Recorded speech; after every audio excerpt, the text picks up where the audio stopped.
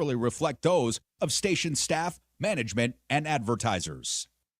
Time now for the most listened to talk show in Vegas. You think we're fighting, and I think we're finally talking. Talking with those on the right, the left, and everywhere in between. Quiet. Shut up and let me answer, okay? Answer.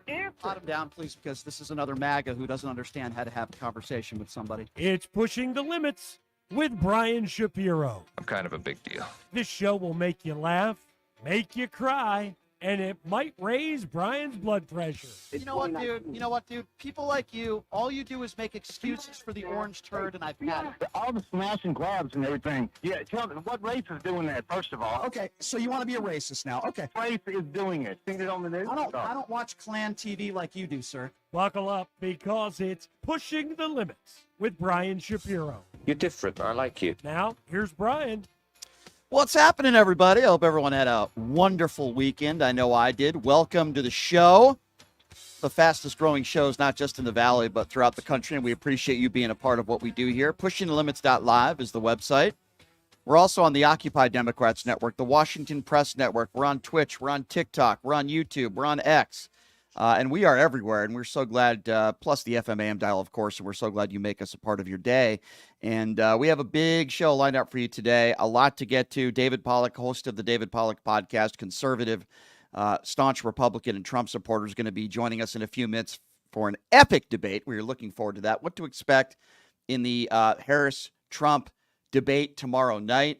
Probably the most anticipated presidential debate certainly of my lifetime. I'm 44 years old, so we will be getting to that as well. Big Mo, Paul McKeskey, going to be joining us in hour number 2. We'll be taking some calls, of course, later on in the program at 702-221-7283. And quickly, before I get to the important news of the day, had a great weekend, was inducted into the Nevada Broadcasting Hall of Fame. It was a lot of fun. I met I shouldn't say I met, but I saw some people in the industry that I haven't seen in years. It was a great event. My thanks to Eric Benici for helping put this all together. It truly was an honor, and I'm very appreciative for that and very humbled by that. On a side note, a funny note, I'm not the biggest fan of Republican Governor Joe Lombardo, but he did sign a certificate for me. So thank you, Joe, for that. Appreciate that.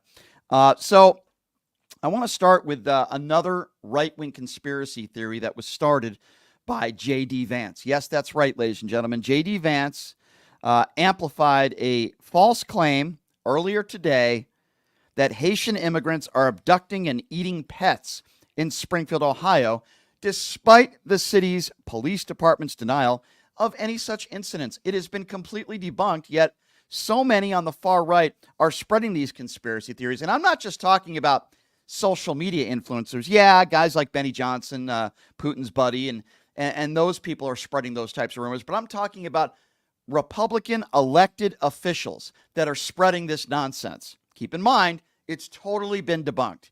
And the Republican Party, many of the MAGA Republicans on the far right, want to lead you to believe that illegal immigrants are going to eat your pets. I mean, it's a trope, of course, that Asians have had to deal with for decades and decades and decades.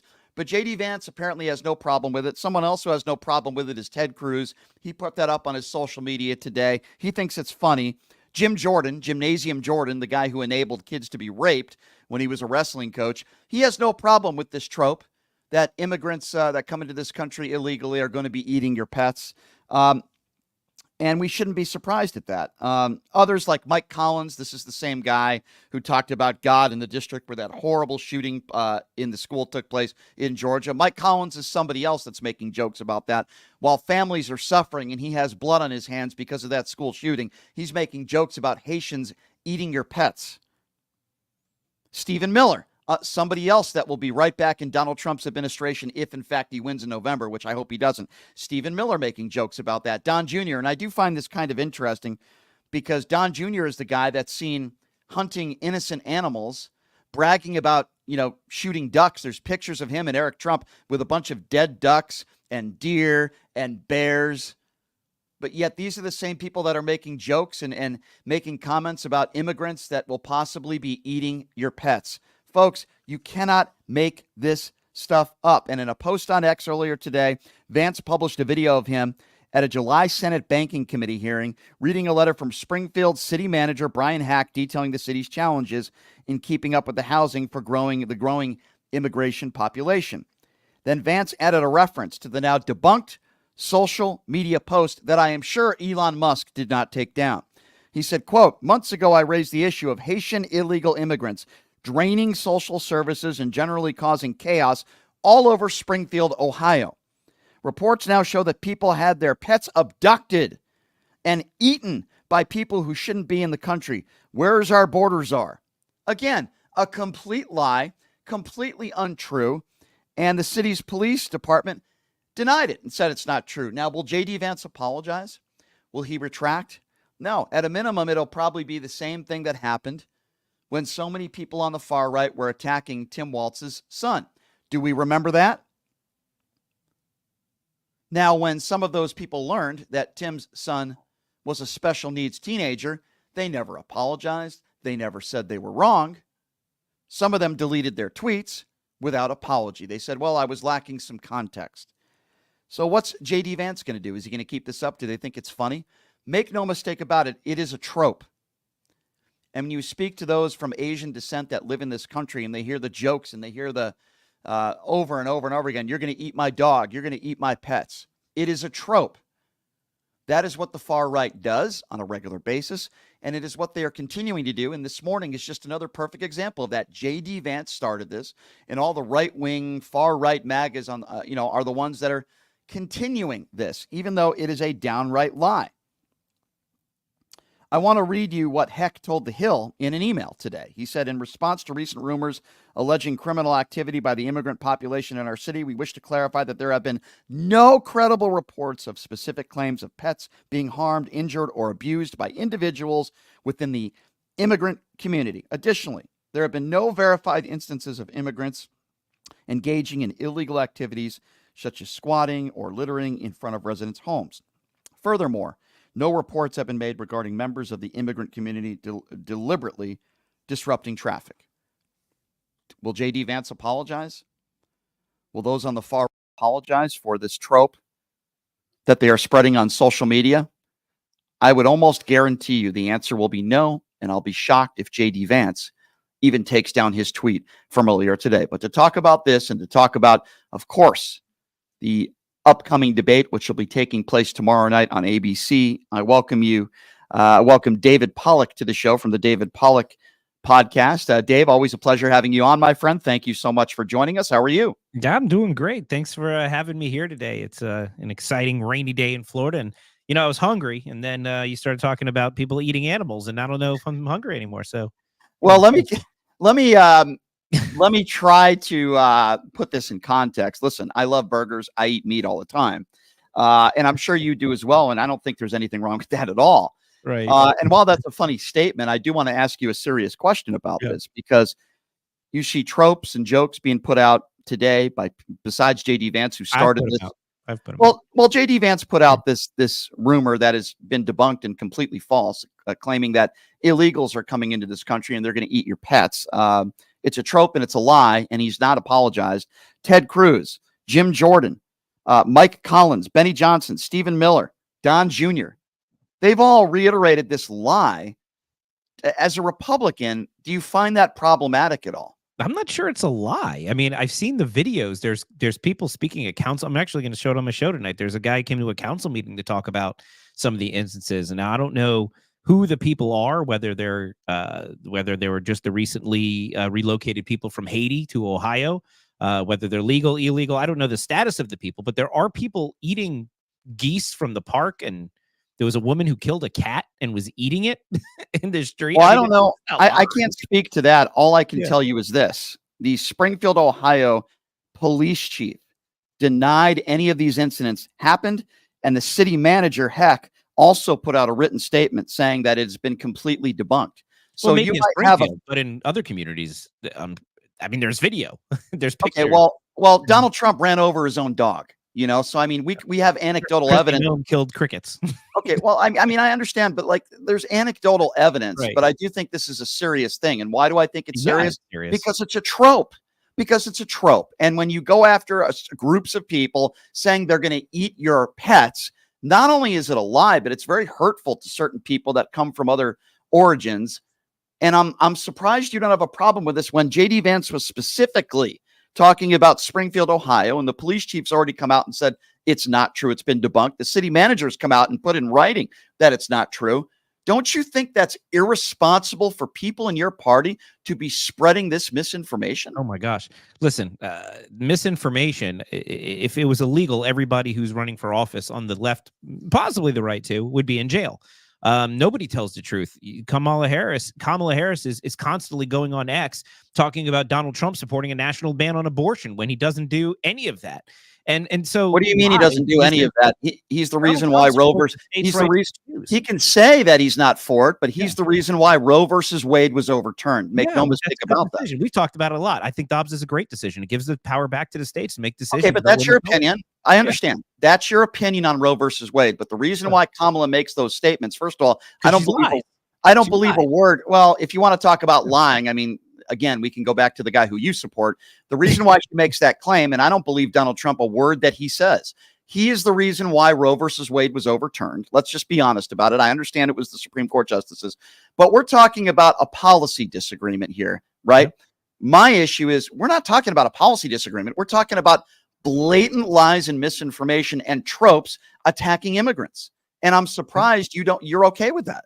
The blatant lies and misinformation coming out of the left is even more harmful. The fact that we have an open border still to this day. That's a policy disagreement. That's not a lie. That Kamala Harris was supposedly never responsible for the border. Well, Biden is. At least their administration is. Somebody in Washington, D.C. is responsible for the record number of illegals crossing our southern border. I'm happy to talk to you about that. I'm happy. Somebody has to be responsible, not Donald Trump. And the fact that they lie about it is a problem. Okay. That actually hurts Americans a lot more than telling people eat cat. Okay, well, let me go with that statement for a minute here. Sure. The fact they lie about it is a problem. I would assume you're speaking to the left, and we can talk about whether that's a lie or not. But I do find it interesting that all of a sudden you care about lying when the guy who you support continues to lie about the 2020 election. And you want to talk about lies? Well, I have a recent Truth Social tweet by Donald Trump earlier today. Quote, an interview by Tucker Carlson of an election expert indicates that 20% of the mail-in ballots in Pennsylvania are fraudulent. First of all, mail-in balloting doesn't even start in Pennsylvania for another 8 days. He's literally putting on Truth Social to millions and millions of people that there's election fraud, mail-in ballots. That's already happened when they haven't even allowed mail-in ballots and they haven't received one ballot yet. So if you want to talk about lies, why aren't you talking about this stuff that your orange man tweets Now, I don't know the specifics of that tweet or that post. I got it right here. He put it on Truth Social. I believe that it's there, but I'm saying I don't know the context or the basis of the concern, but I just gave you the whole thing. What do you understand? What I'm telling you, there is concern in the Republican Party of the potential for voter fraud in Pennsylvania. That's not what I'm talking about. If you want to talk, I don't know what's in the thing.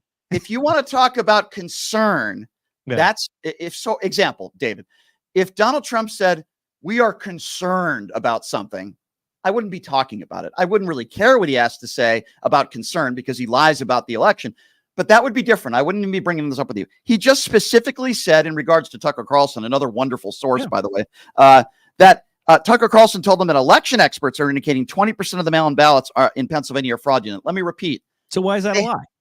Because they're not even accepting mail-in ballots yet. They haven't received one. It's not even... But you got to go deeper into it. What were the they're citing election experts, right? And they're saying election experts are saying that there's fraud. What are they speaking specifically about with the mail-in ballots? They're saying that 20% of the mail-in ballots are already fraudulent when they haven't received one. David, how do you understand that? But why are they saying that then? Are they just making it up, or perhaps the voter rolls? First of all, I don't even know fraudulent in Pennsylvania. First of all, I don't even know if anybody's saying anything. You're looking at Tucker Carlson, who allegedly told Donald Trump something. Now, if you want to believe both of those guys, we can have a conversation about that as well. They're my people. So they haven't named one specific election expert that actually has made this claim. That's number one. Come on, anonymous sources, the Russia hoax based on anonymous sources. With all you want to talk about the Russia hoax? What about all the right-wing turds on social media that were getting $400,000 a month to spread propaganda? Do you want to talk about funny? I don't see any Democrats that are receiving money from Vladimir Putin. Why is it all the Republicans that are receiving all the money? First of all, they got money from an organization that got defrauded. That's how the information came out. They were somebody misrepresented who they were and who they were representing. Influencers get money all the time to make Oh, posts. so that was normal? You think Benny Johnson? Oh, sure, I'll take $400,000 a month to put out one video on pro Putin. The Really? president's son is going and making deals selling art to foreign governments. I mean, we're talking about So that is a direct issue directly connected to the White House. And we're talking about influencers getting defrauded. So what was the result on the election because of that? If Hunter Biden sold some artwork because of who his father is on the election? Who knows? What we are, okay, cause and effect. Yeah. We have very prominent, sadly, people on social media like Poole and Benny Johnson who Sure. have tons of followers. Mhm. You mean to tell me that somebody offers them $400,000 a month to put out one video with pro-propaganda, attacking Harris, pro-Trump, pro-Russia stuff, and they didn't think twice about it? I wonder where this money is coming from. And you want to compare that to Hunter Biden selling a piece of artwork for $100,000? Let's be honest here. No. Hunter Biden selling artwork is not going to change an outcome or election interference. These people putting out Russian propaganda and getting paid hundreds of $1,000s a month absolutely will. That's a false analogy. I'm sorry. I'm going to let you get the final point on it, but I don't think they're comparable. But I'm going to let you get the final point because I do want to get to the debate because I know that's why we're here. But Okay. I'm going to defer. And listen, one time I need to come here because I do listen to your show after I get off. And I see all the comments and everybody's like, that guy's crazy. Well, he's just another right-wing nut job. One day I want to come on and have your callers call. I would it's have more- to do that. because I don't mind taking the shots. I mean, look, I come on here, we're having a conversation. It's a lot I of like fun. it. I appreciate it when you come on, and I always tell you that. And I appreciate, quite frankly, I mean, I had a Trump surrogate. He probably won't come on again, but he came on for an hour. So I always appreciate it when people coming on, and I know you're a nice guy, and I do appreciate that. I just find some of this stuff extremely problematic, and I just wish all I want, and listen, you're entitled to your opinion. That's why I have you on. Is someone to say, geez, Donald Trump was wrong. He shouldn't be doing that. Geez, these people getting $400,000 a month from Putin, it's wrong. They shouldn't have done it. Wow. It's probably not smart for the vice presidential nominee, JD Vance, to be putting out fake stories and tropes about immigrants eating animals. That's all I'm saying. Sort of like Tim Walz carrying weapons of war when he never saw combat, that kind of stuff. So there is a difference between misspeaking once, which you seem to have a huge problem with. Misspeaking. His entire campaign, when he ran for governor, he talked about he misrepresented his military service. That's There's not a lot true. of people who accuse him of stolen valor. Well, there's also a lot of people that think Trump won the 2020 election. So a lot of people means nothing to me. The guy already addressed this. One time he misspoke. He served honorably for 24 years, and you guys seem to want to go after him and the stolen valor stuff. Yeah, Kamala Harris slept her way to the top. I mean, you guys continue with the misogynistic stuff, and now all of a sudden this morning I wake up to illegals are eating your pets. I mean, it's amazing to me that you guys have no. Anyway, that's just my opinion, but we can move on. I do want to talk to you about the debate. All right, so let's talk about the debate tomorrow. I had Kamala Harris, one of her campaign advisors, on, and the reason why they wanted the microphones on is because they wanted him to interrupt because they wanted to show the world who he is. But if you don't know who he is by now, I guess you never will. My question to you, David, is what do you want to see from Donald Trump? And my second part of the question is, and I'm being serious, there is a Republican who won office. He's a former NBA player. The name is escaping me right now. He said if Donald Trump during the debate, quote, dropped trowel and urinated during the debate, he would still vote for Donald Trump. So my question to you is there anything that Donald Trump can say or do tomorrow where you would say, you know what, I'm not going to vote for Harris, but I'm not going to vote for Trump either? Is there anything that can happen tomorrow? I mean, I'm sure there's anything. If he lost his mind all of a sudden and started to look like Joe Biden did at the last debate, it might make me question some things. But look, I understand, and I'll go to your second question and then the first one. Sure. People support Trump's base is very, very firmly behind him at this point. So I think that analogy of he could do whatever he wanted. Before that, it was the analogy of Trump can kill somebody in Times Square and people would still support him. Look, Trump's base is firmly supporting him. And that's actually a really good thing going into the election. And if he dropped trowel and urinated, it's really just a statement to how much people are behind him in this campaign. And that's actually a really interesting point. And to go to your first question, what am I looking for from Donald Trump? And you and I spoke right before the first debate with Joe Biden. And this is the thing with these debates. And now with Kamala, like I told you with Joe, she has everything to lose. Because exactly what you just said. The people who don't like Trump are expecting him to say things and do things that are going to be offensive, that confirm the beliefs that people already have for the people who don't like Trump, right? If he doesn't do that, well, let's say he's a gentleman. Let's say he compliments Kamala. I'm sure they'll happen. Right. Well, he's not peeing either, but I'm just saying, we're using analogies.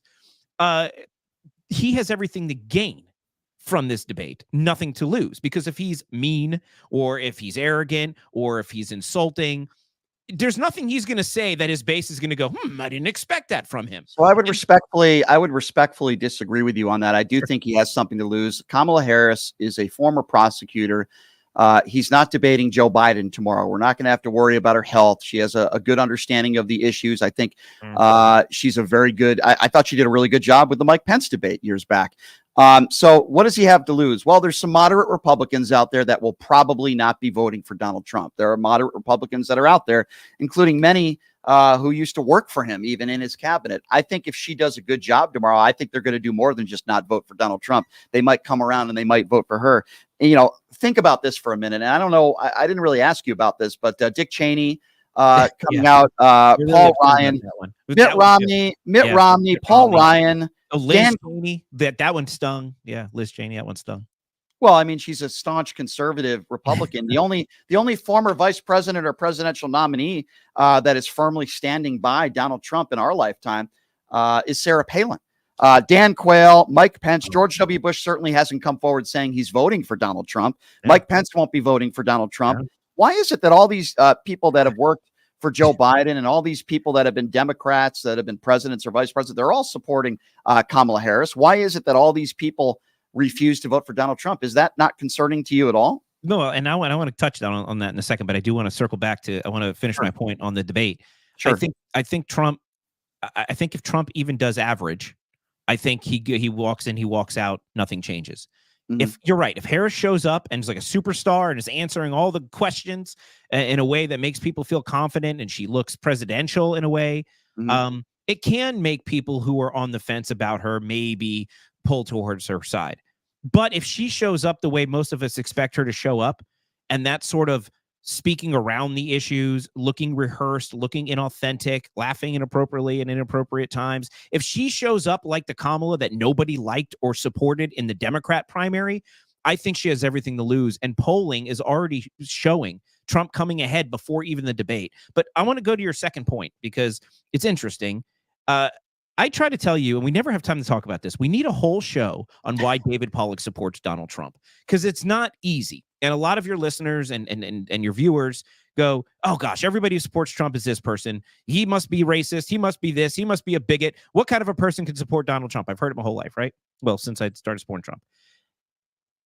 The names you mentioned, Dick Cheney, Mike Pence, Mitt Romney, Liz Cheney, Paul Ryan, those are the worst names in our movement. Like, if you say you're supported by Mitt Romney, you might as well leave. Nobody. And why did he choose Mike Pence to be his vice president? I thought he only hired the best people. No, he was a mistake. The reason. What about the 30 or 40 people prior in Trump's administration, including many generals that will not be supporting Donald Trump? I thought he only hired the best people. You literally have 40 people that were in Trump's cabinet that will not be supporting him. That don't you see kind of a trend there, or what? These are just all bad people.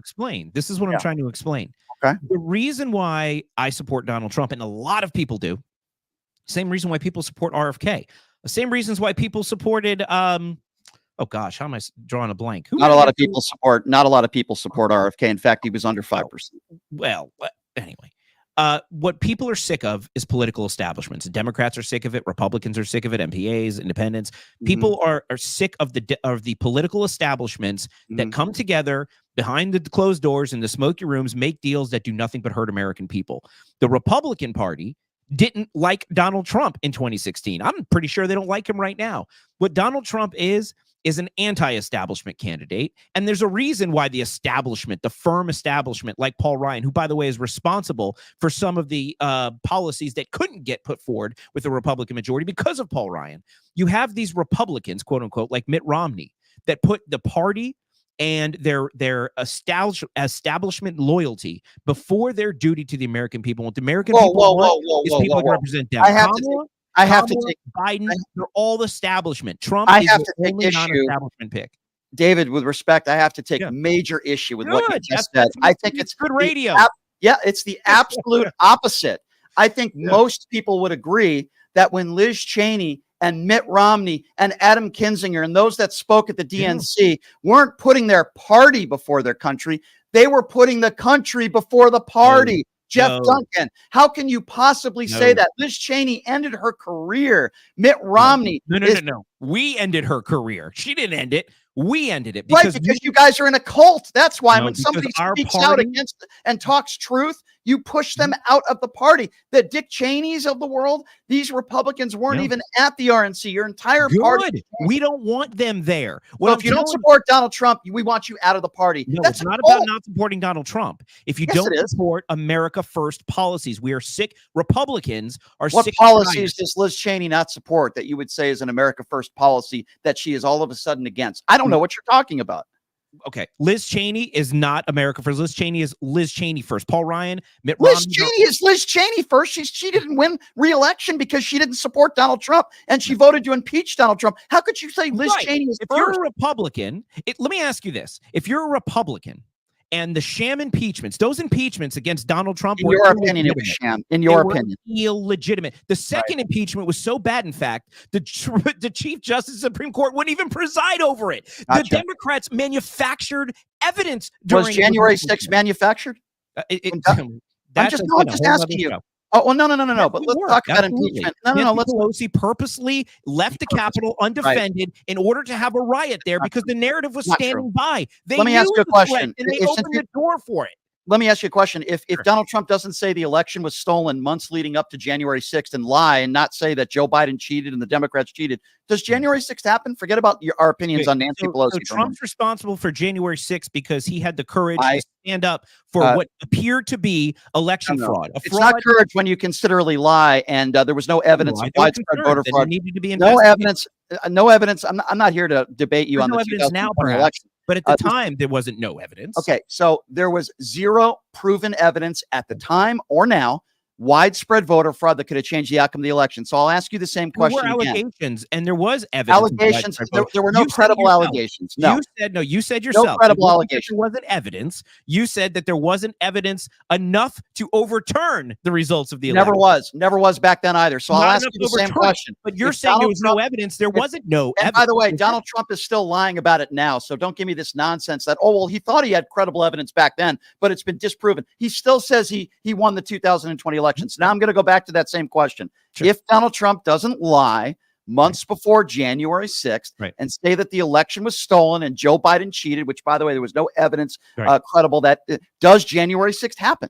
If there wasn't a concerted effort to cover up the counting of the voting, putting cardboard boxes in windows in Michigan, random shutdowns in Georgia for water main breaks, and when they reopen, 100% of the vote going to Joe Biden.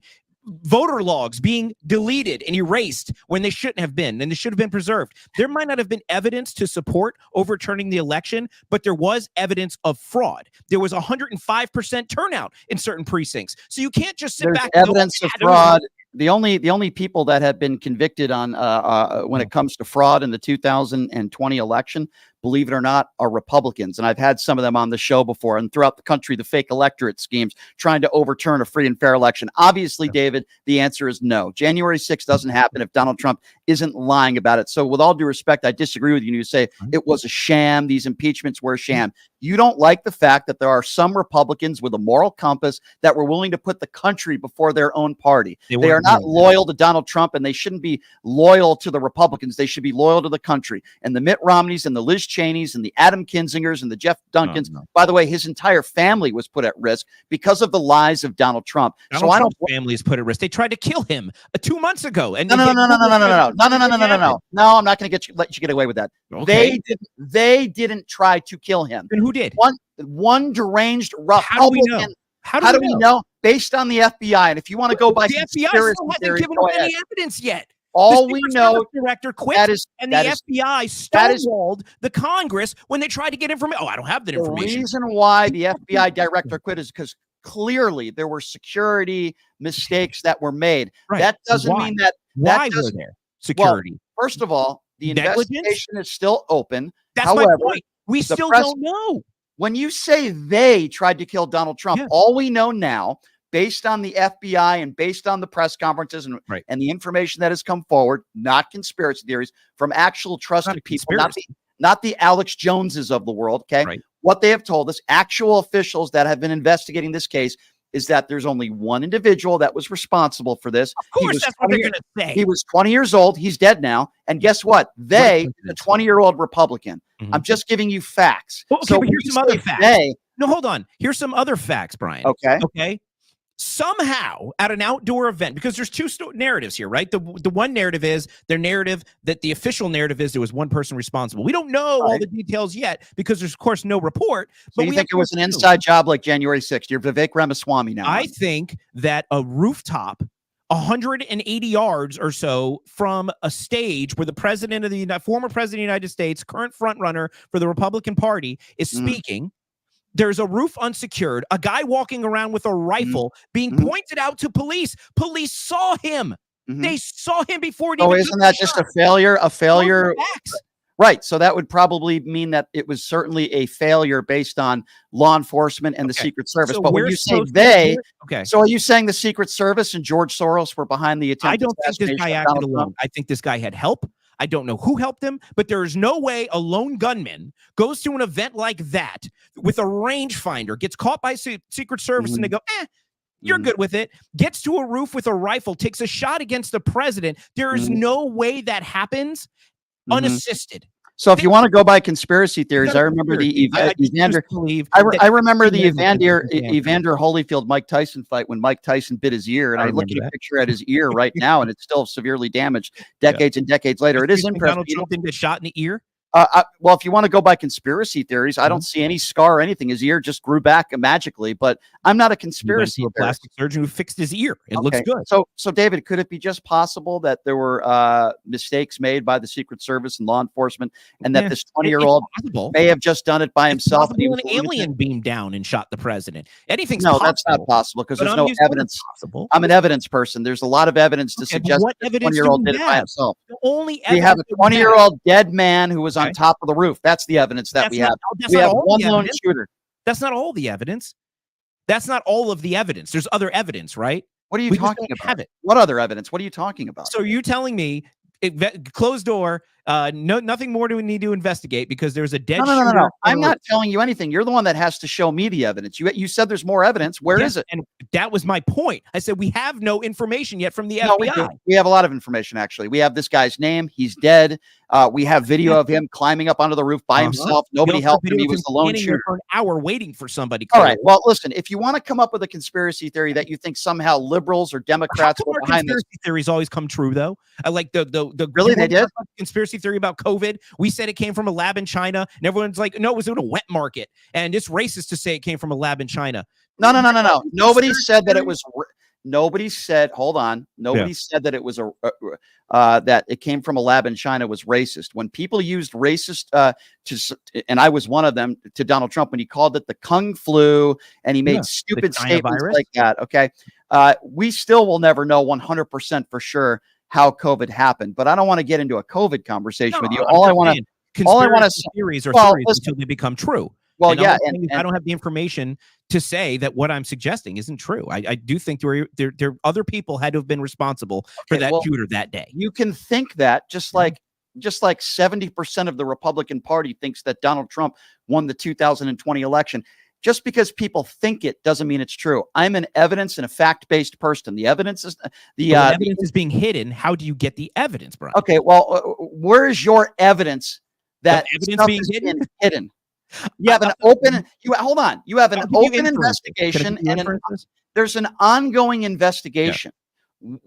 FBI isn't going to give you everything until the investigation has concluded. Now, listen, I'll be the first one to admit there were absolutely failures within the Secret Service and with law enforcement that day. There's no question about that. But based on what I've learned and based on what we've seen and based on the real evidence, there was one person responsible for this. He's a 20-year-old Republican who is now dead. I don't know That's not why. evidence. That's a conclusion.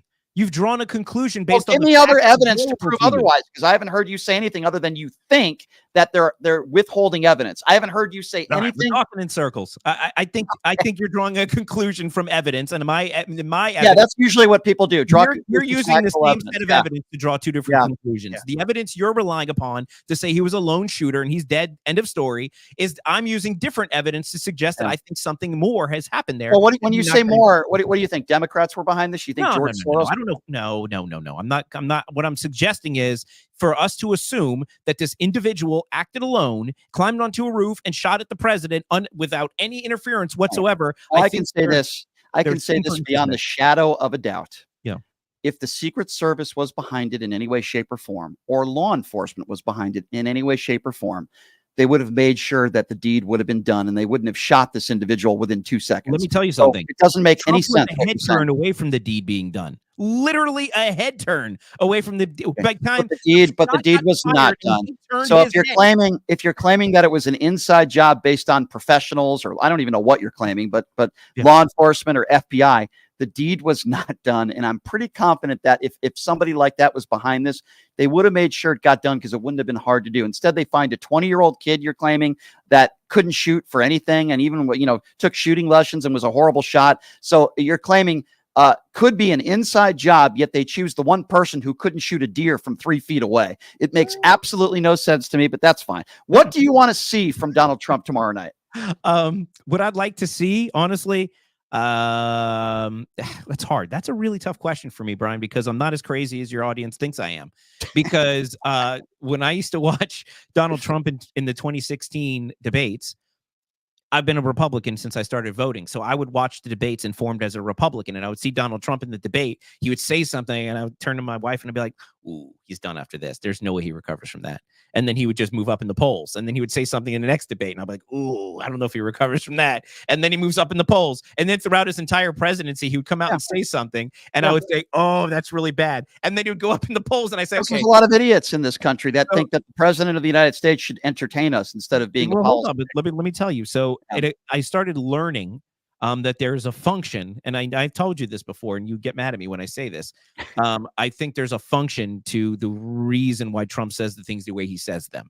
That being said, what I've learned is the things I expect Trump to say or the things I want Trump to say aren't necessarily the things he needs to say. What he needs to say, and that was a very long, I walked around the block a couple times to get to that. What he needs to say is whatever's necessary to firm up his base, make people believe that he can win this election. It would be good if he can tear Kamala down a couple of notches, but I think that would hurt him because it never looks good when a man attacks a woman. Well, you're not going to like what I'm about to say, and I know that you're going to disagree. And I'm also not going to put you in this category. Sure, but I can tell you right now, if you want to talk about Donald Trump's base. Yeah. And I believe his base, and I'm not putting you in this category. But I am his base.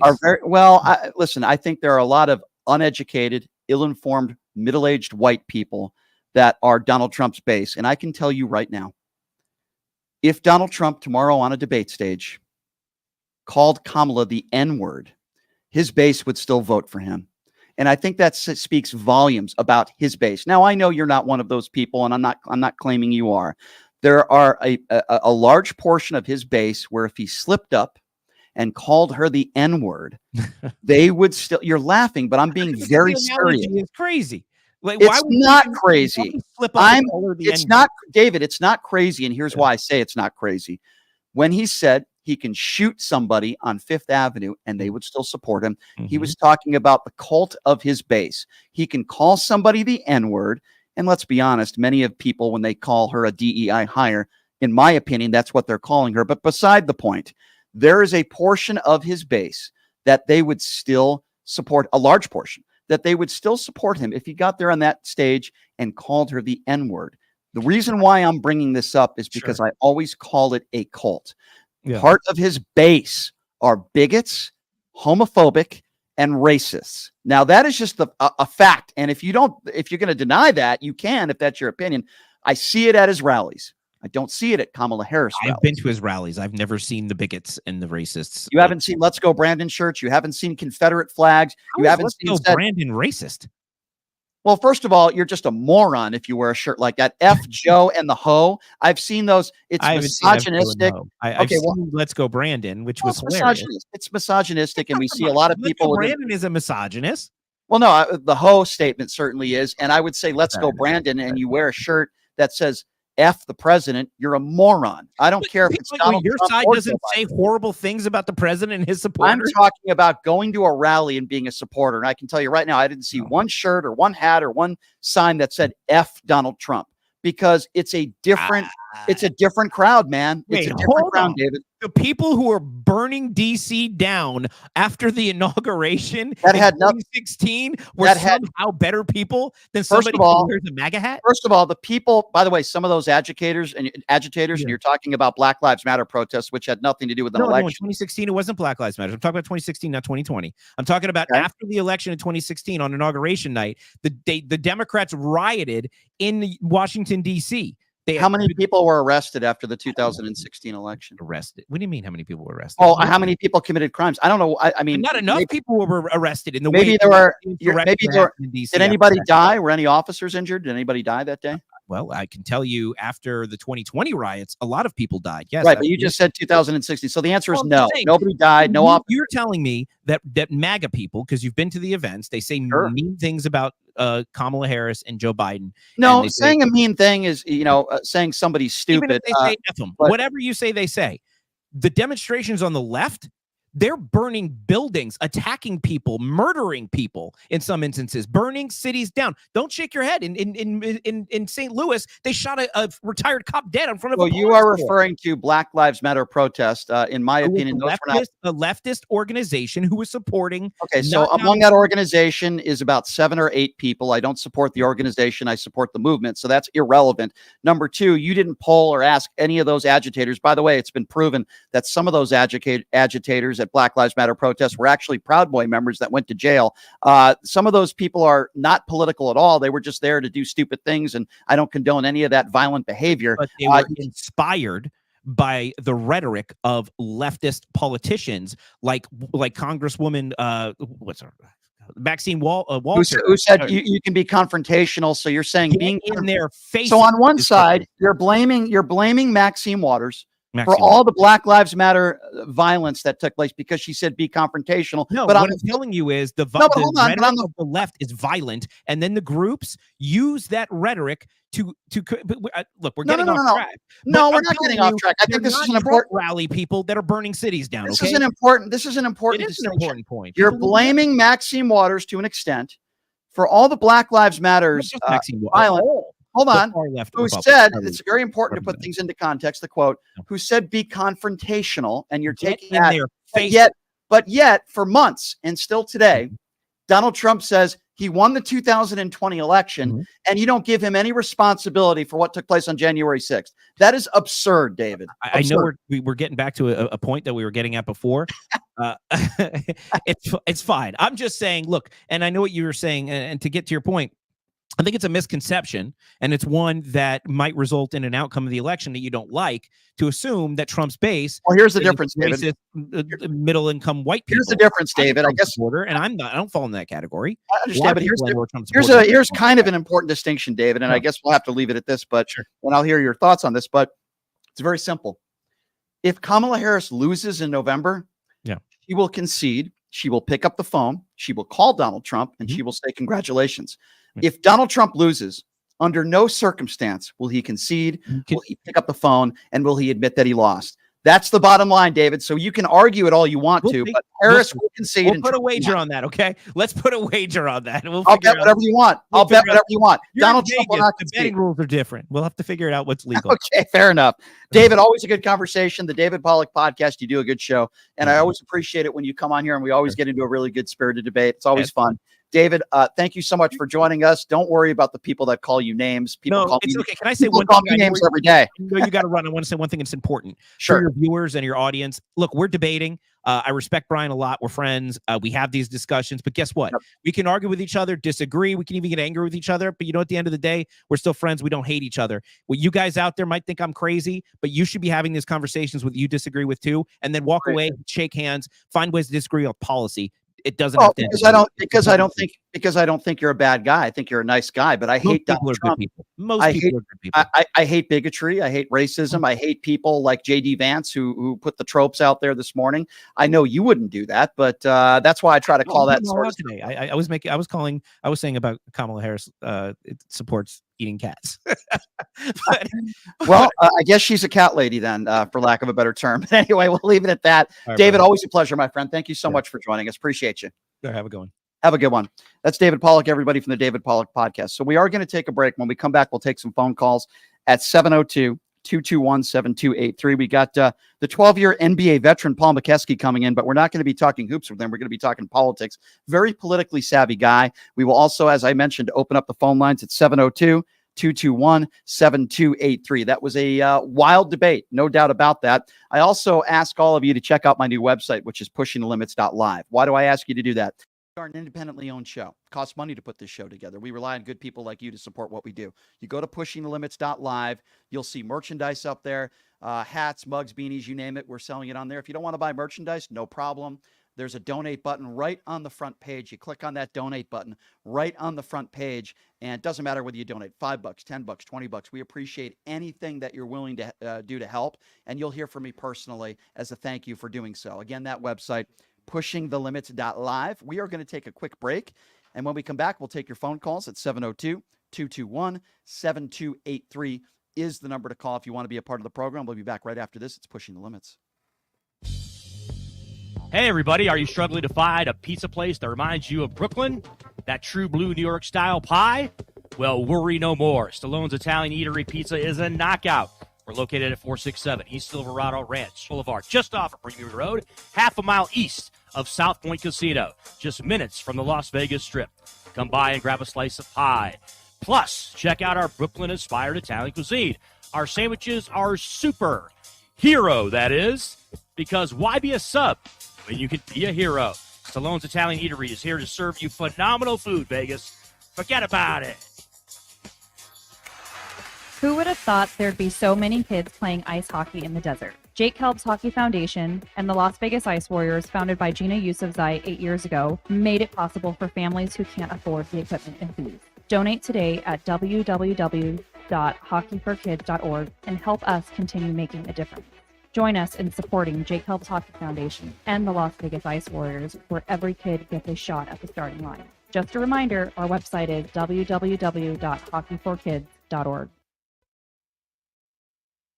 Have you ever dreamed of having your own radio show or a podcast, but just didn't think it was possible? Well, dreams can come true. Radio U. Radio U is a 5-day course that'll teach you how to acquire your dream show. We'll teach you how to host, how to write commercial, how to interview, how to market, how to write a contract, and most importantly, how to monetize your dream radio show. You'll learn from some of the best in the business with over 75 years in broadcast experience. You'll learn from people like me. And the best part? Every single student will be live on the radio as part of the class. Plus, one student from each class will get their very own radio show. You'll be live on the air right here in Las Vegas. Radio U. The 5-day course is being offered at $699. For more information, give Radio U a call. 702-763-5024. That's 702-763-5024. Or check them out at RadioYOU101.com. Tired of the same old date night? Craving a deeper connection with your partner? O-Box is your escape into a world of romance and passion. Each month, discover a box filled with personalized surprises, exciting activities, and a love story written just for the two of you. Ignite desire, share laughter, and make memories that last a lifetime. Your O-Box journey culminates into a beautiful love novel. Ready to write the first thrilling chapter? Let the O-Box adventure begin. Visit our website, obox.com. That's OBOXXX.com. And get started. Hello, I'm Ron Quince, and I'm running for Congress as a nonpartisan candidate in District 1.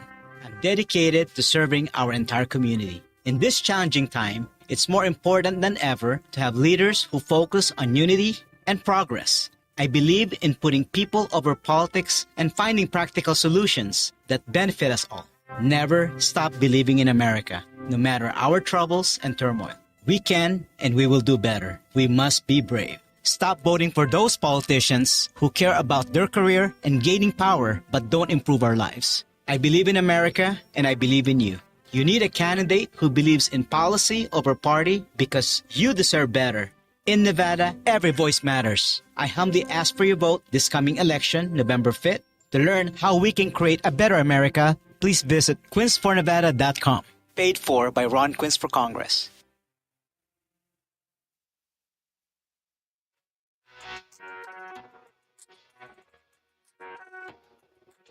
All right, welcome back. It is Pushing the Limits on a Monday. Thank you so much for joining us. The official gaming bar of the Pushing the Limits radio show is Jackson's Bar and Grill, located at Flamingo and Jones. Man, they got great gaming promotions every single month, new promotions. And you show up there, and I'm telling you right now, you play a machine, you're going to have so much fun. The bartenders, the food is great there. Some of the best lunches I've had in Vegas are at Jackson's Bar and Grill. Please check them out, the official gaming bar of the Pushing the Limits radio show. It's been a little while since we've had this guy in studio. He's a good friend of mine, and I grew up watching him play in the NBA and then, of course, coaching, and he's become very politically savvy. And I said, I need some help with some of these callers today, and Big Mo, Paul McKeskey, joining us in the house. Hey, good to be here with the Hall of Famer, man. Congrats. Well, thank you. I appreciate that. I'm not politically savvy. I'm just logical and have half a brain. And that's how I think of things. You're a smart, logical guy. I'm not a Democrat. I'm not a Republican. I'm just trying to figure out stuff. Yeah. And today's country and today's world is mind-boggling to me of the lines that we cross. Like last week I was listening, you had somebody on that, you know, you're confronting Trump's character, you know, and how he acts and his personality as a leader.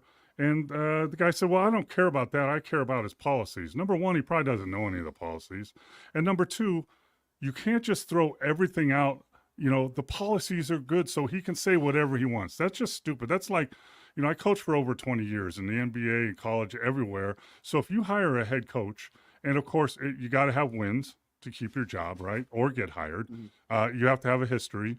You have to have a game plan. That's your policies. Right. But you can't just be a jerk and call and bully your players and be a felon. You have to have leadership qualities and a decent human being. Yeah, you can't. Why do people poo-poo that? And what Mo is referencing is a Trump surrogate that I had on last week for an hour. And I told him, you know, number one priority to me, I have a moral compass, and I want somebody with a little morals and character.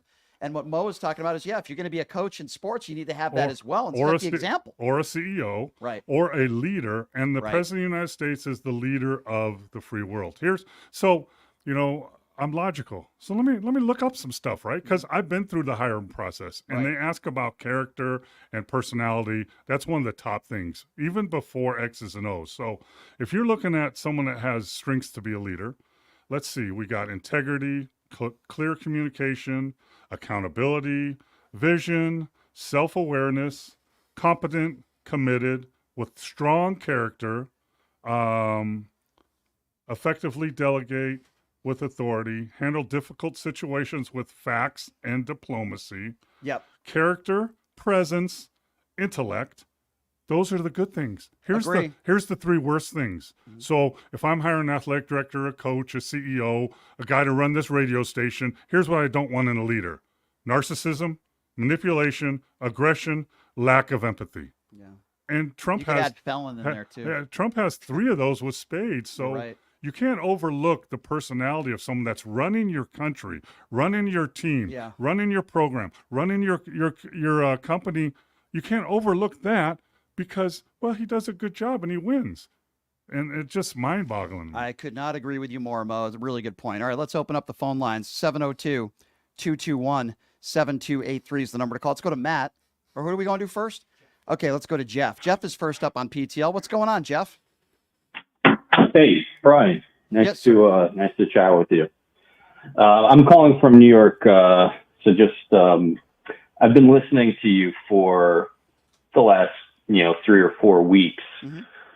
And, one thing I really appreciate your approach with, taking both sides and listening to what people have to say. I have been surprised that I haven't heard much from your show about July 13th. And I actually went back this weekend and listened to a couple of old episodes from after the attempted assassination attempt. And I'm not a conspiracy guy, but have you changed your stance on this at all since? It's very simple to me, and the investigation, by the way, is still ongoing. It's very simple to me. I'm an evidence-based guy, and I said it the day after. I covered it. There's nothing more to cover right now. I don't know what else you want me to talk about, with all due respect. It's very simple to me. You had a deranged individual, a 20-year-old deranged, mentally ill individual who, for whatever reason, tried to kill the former president of the United States. He was taken out within 3 seconds, and there's no question that there were tons of failures within the law enforcement there and, the Secret Service. I don't know what else you want me to. I don't entertain conspiracy theories on this show. And I don't know why months later you'd want me to be, with all due respect, you'd want me to be talking about it. There's no new information. Well, can I touch on that? Sure. So, we had a shooting last week in Georgia, and unfortunately it's not an uncommon occurrence in this country. But what usually happens 24, 48 hours after these events is you start hearing about motives and manifestos. I think it's just very odd that after 2 months, there hasn't been anything linking this person to a motive. Well, guess what? We had the biggest mass shooting in American history in Las Vegas, the October 1 shooting. We don't have a reason why that sometimes and never will. Right. Right, Mo? I mean, sometimes when there's a murder, a suicide, a mass shooting, sometimes there isn't a motive. It could be just a crazy person. So, no, I don't think that's strange at all. Now, the investigation is still ongoing. They haven't concluded the investigation. I'm sure there's even more interviews they need to conduct and do. And I'm going to wait. And when that investigation is closed, and I would assume they would hold another press conference, then I'll be glad to talk about it again. But it's like, it's like saying, why aren't you still talking about 9/11? I mean, there's no new information right now, my friend. I mean, I don't know what else you want me to do. Well, and Jeff, there is one new piece of information. Okay. Which is, a month, probably not even, after a 78-year-old man was shot with a high-capacity magazine or even a shard of glass. There's no wound on this man's ear. Well, I will be honest. That is very strange. Tons of blood. That is very strange. I would say there was not tons of blood. Yeah, there was some blood that trickled down his face. There was enough blood that would lead to the assumption that there is some cut. Yeah, absolutely. Or wound. No question. I've had more blood with a bloody nose. But I wouldn't characterize that as a ton of blood. I would, Okay, fine. Fair enough. Hey, It's Jeff, not a ton of blood. Yeah, Jeff. Let me I'm a logical guy. This is Paul Mokeski, by the way. Sure. And I'm like, at first, I'm like, have you seen the movie Manchurian Candidate? Yeah, a long time ago. Yeah. So, when that happened, I thought of that. I'm like, what? But you know what, though? Now I'm thinking back. I'm like, it doesn't work either way. If I want him killed, I'm not going to get this guy, a 20-year-old kid that can't shoot. I'm going to get an expert that's going to get it done. And if I want the publicity of, hey, because let's face it, a lot of the MAGAs are saying he's God now and he's returning as Jesus. And, God saved him. But if I'm going to do that, I'm sure as hell not going to rely on a 20-year-old to shoot and for him to turn his head at the right time. So that doesn't work on both sides. It works more as this kid was just crazy and deranged and just maybe wanted some publicity. I have my opinions, and I've stood by them since it happened. Thank you for the call, sir. 702-221-7283. 702-221-SAVE. That's the sound of reason, Brian, right here. Yes, that's right. Let's go to Shay. Shay is next up on PTL. What's going on, Shay? How you doing? Can you hear me? Yes, sir. Go right ahead. Brian, I want to talk about the gun reform. We just had that recent shooting in Georgia. I think now, Brian, I think it's come to the conclusion that the Democratic lawmakers in Congress need to grow a spine, man. I think Republicans are not going to help them.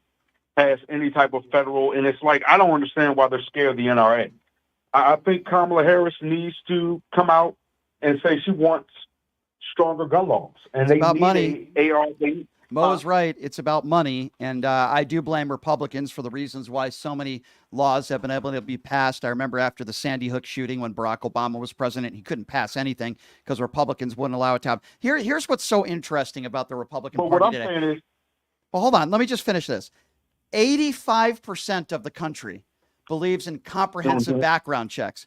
85%. But the reason why Mhm. nothing can get done is because of Republicans. I'm not going to sit here. Listen, you want to blame Democrats for issues, certain issues. That's fine. That's fair game. You can't blame them for this. The Republicans are the reasons why we can't even have comprehensive background checks when almost 9 out of 10 Americans are for it, Republicans and Democrats. So I'm going to blame Republicans for this one and the cowards that care more about their A+ rating from the NRA than and getting paid than actual safety. but Brian, don't you also think Democrats are kind of being cowards too? 'Cause No, they kinda in what feel way? like- On this issue? Because I feel like when Biden had total control of Congress, I don't know why they could have just killed the filibuster. Well, and first just of get all, the Joe gun law. Biden had the most comprehensive bipartisan gun reform than any president in modern day history. Mm-hmm. So I would respectfully disagree with you on that. Which worked, by the way. Yeah, so I respectfully But what disagree with you on that. But what I'm saying is, if the other party is not going to help out, when you got total control of Congress, you have total control. You should be able to kill the filibuster and pass it with just a simple majority on the federal level. Okay, well, we I can. don't I understand. think the filibuster.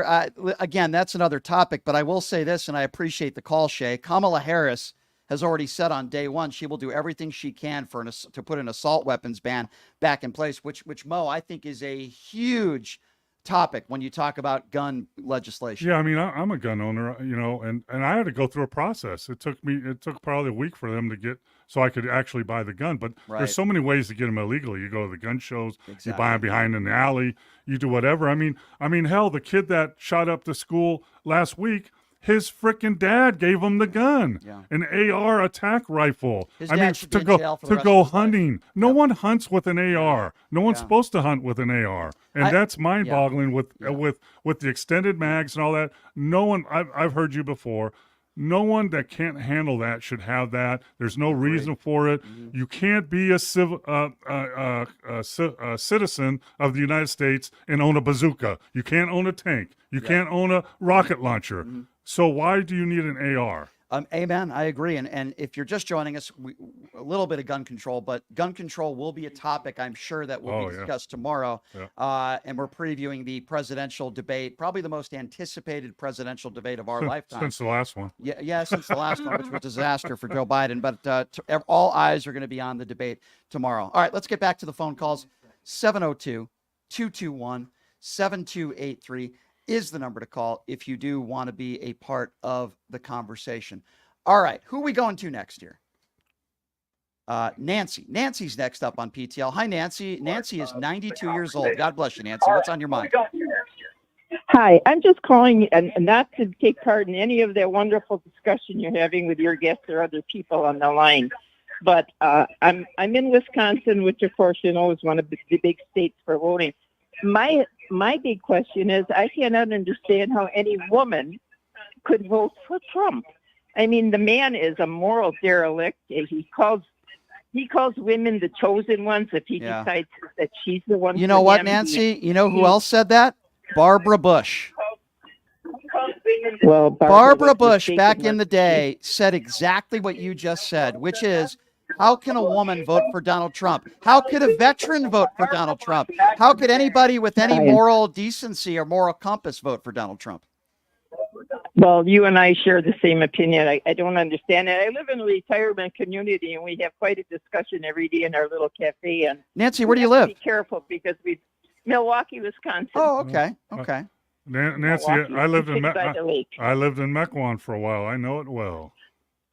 Well, it's a beautiful area. It's a Yeah, it good is. state.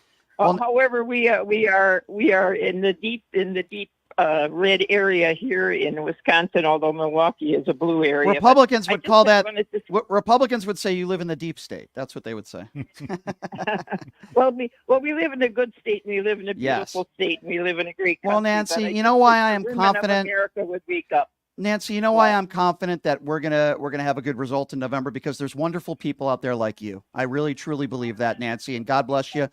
Make sure you vote in November. I'm sure you will, and I think everything's going to be okay. And I think tomorrow is going to be a really good indicator of that, because I think Kamala is going to do a good job. Now, will it change things? I don't know about that, but I appreciate the call. Thank you, Nancy. You're the best. 702-221-7283. We have one phone line open if you want to join the show. MAGA supporter or not, make the case. What do you want to hear tomorrow in the presidential debate? 702-221-7283. And Brian, I kind of agree. Like, everyone's going to be watching this debate, and I don't know what would really change it to take something drastic. But you know what? I think back of the debate with Trump and how am I losing the? Who lost? You didn't vote for. She lost the election. Hillary? Yeah, Hillary. Yeah. And that debate, when he stalked her from behind, if she would have stopped and looked at him, say, "Hey, what are you doing? Go back to your podium where you belong. Stop walking behind me." I think that would have changed a lot of things. She made a lot of mistakes. I believe Kamala Harris is that person. Oh, yeah. She's feisty, and that's what I want to see, and that's what I want to see on the debate tomorrow night. And she's also been in the courtroom. She knows how to keep her cool and when to attack and when to back up. I'm looking forward to the debate tomorrow night. I want to see a feisty Kamala Harris. I wish the microphones would be stayed on. Yeah, I do too, actually. 702-221-7283. Let's go to Wayne. Wayne is next up on PTL. Hey, Wayne, what's going on? Hey, Brian, how you doing? Good. Yeah, actually, it's not so much of a question as just an observation, and I just wanted to say your previous guest. I'm sorry, I've forgotten his name already. David Pollock. Yeah. Yes, Dave. He is so typical right-wing MAGA in that you never get a straight answer from the guy. Mm-hmm. I am really tired of these people. Yeah. Dodging very direct questions with what-isms, like Trump lies. Yeah, well, all politicians lie. And it doesn't matter what question you ask him, it's always some diversion. I find it interesting. I'll give you an example, and I completely agree with what you are saying. I'm trying to talk about January 6th, and a pivot and a right-wing talking point is they'll always bring up BLM, which, by the way, the two have nothing to do with one another. He brings up a comment that Maxine Waters said. Now, listen, I might not agree with her language, but we all can be confrontational. That doesn't mean you're going to burn down buildings and assault police officers, right? So Maxine Waters says we need to be confrontational, and he wants to put some blame on her for the BLM riots. But yet Donald Trump lying about the 2020 election months before January 6th, and they don't want to put any responsibility on Trump for January 6th. It is the definition of hypocrisy, and it is absurd. Yep. Well, and he's already starting now for the 2024 election. He's already planted those seeds. It's so obvious, Mo. By the way, thank you for the call, my friend. I appreciate you. Donald Trump will not concede under any circumstance. He never has. He never has, and he never will. If he loses in November, which we hope he does, he will never concede. You know what's crazy is he called the election corrupt when he won. So that's like a backup for him. And like Dave was talking about why Kamala can't stay on point and everything and answer questions. I just watched a clip of Trump in front of reporters, and the reporter asked him, "Okay, if you're not for abortion or if you're for abortion, whatever, what about childcare? What are we going to do about childcare and all the kids that are going to be out there?" Right. And he mumbled around, blah, blah, blah, blah, blah, childcare is childcare, and then started about putting tariffs on people like Mexico. It's like, wait a minute, we're talking about childcare, not tariffs. It is so ridiculous. And when I point out a blatant lie from Donald Trump just earlier today, it's every day. He says, claiming that experts are indicating that 20% of the mail-in ballots in Pennsylvania are fraudulent. When mail-in balloting hasn't even started yet. It starts in 8 days. Hey, experts tell me, friends of mine have told me that experts tell them that I was as good as Michael Jordan and that as a coach, I was better than Red Auerbach. People I know, experts told them that. You were pretty clutch. It makes no sense. You were a clutch player, but I wouldn't quite put you there with Michael. People say, You know, people say, experts say, my friend, people tell me what that means nothing. Yeah. I mean, It you know means- what? I feel like the economy's not coming around. I feel like that. What? That's okay. Yeah, as Ben Shapiro would say, and I hate to quote him because he's a little weasel. Your thoughts don't care, facts don't care about your feelings. And I actually agree with him on that. we know one thing, and Trump's failed at businesses, and businesses have gone under. He's not a good businessman, but he is a good salesman. And you know what salesmen say? Don't let the facts get in the way of a sale. Yeah, Then I that's agree. what he does. He just Agree. spurts. You know what? I'm gonna have the government or insurance companies pay for all problems with having babies. I'm gonna do that. No, Makes no sense. Yeah, I'm not. You know what? I'm in Vegas. We're not going to tax any of the people that are on tips. We're not doing that. That's never going to happen. Ridiculous. 702-221-7283. Let's now go to Dylan. Dylan is next up on PTL. Hello, Dylan. Hi guys, thanks for taking my call. Sure. I found your show here in the last couple of weeks. I really enjoyed the content. Thank you. I'm just curious that we all want to have our crystal balls out. But since 2016, these polls really mean diddly squat to me. And I've found I've started to lend some credence to the Alan Lichtman keys of the White House, and I was just sort of curious what your feedback might be in regards to Professor Lichtman's assessment and prediction. I'm glad you brought that up. Alan Lichtman is an extremely intelligent guy. He usually gets things right. So here's where I agree with Alan a little bit, but here's my theory and crystal ball, as you said, and you both of you can tell me whether you agree or not. Here's what I think. I believe that there are many more moderate Republicans and independents that'll be voting for Kamala Harris than Democrats or moderate Democrats that'll be voting for Donald Trump. There are too many people that voted for Joe Biden in 2020 that will not be saying, hey, I've had it with this administration. I'm going to vote for Donald Trump. And the winner of this election is not going to be the staunch Democrats or staunch Republicans. We know the staunch Republicans are going to vote for Trump. We know the staunch Democrats are going to be voting for Harris. We're talking about the moderates. And I've spoken to a ton of moderate Republicans. Some of them will not be voting for Harris, but they will not be voting for Trump, something that they did in 2020. And I truly believe that that will be the difference. Yeah, and I don't disagree with that. I mean, that's what we hope will hold true. I mean, it's sort of hard for me to see here. I live in a little blue speck in Kentucky around a sea of red, but there are, just anecdotally, some moderates that are conservatives that I know who are not necessarily, Right. feeling it this go. Can I ask you, and I don't know what part of Kentucky you live in, but do you see like a lot of Trump flags and Confederate flags around there? I'm just curious. Not in this spot. So I'm in Frankfurt, which is the state capital in the bluegrass gotcha. region. So it's not Gotcha. near as bad. But I mean, the temperature around here is, it's red hot Trump, but still, again, anecdotally, I mean, just speaking with some moderates that I know that are conservative, they're not necessarily not voting for Trump, but they're not. I think that there might be a real case had Haley or one of these younger Republicans had won. Well, I'm going to tell you, some of these Republicans, even publicly, they're admitting they're not going to vote for Trump, but behind closed doors in that voting booth, they might have a moral compass and they might just vote for Harris and not tell anybody. So let's not discount that either. I don't think you can say there's plenty of Biden supporters out there or Harris supporters out there that behind closed doors, they're secretly voting for Trump. I just don't see it happening. And I appreciate the call, my man. Thank you so much. Good question. And I appreciate you calling in. Be safe out there in Kentucky. Yeah, I agree too. The problem is the electoral vote. And that's what scares me. Because we know for a fact that even if more people vote for some person, that doesn't mean they win the election. And that scares me. And, well, it's rigged for Republicans. And when people say, Brian, what are you talking about? The Electoral College isn't rigged. Yes, it is. 7 of the last 8 presidential elections, Democrats won the popular vote. If we and I don't understand this argument. It shouldn't matter whether you live in California or Nebraska or Nevada. My vote should be just as important as your vote. That's what should make America great, right? One vote should mean the same, and it shouldn't matter what state you live in. It's just a way to give Republicans a chance. Make no mistake about it. There are more Democrats in this country than Republicans.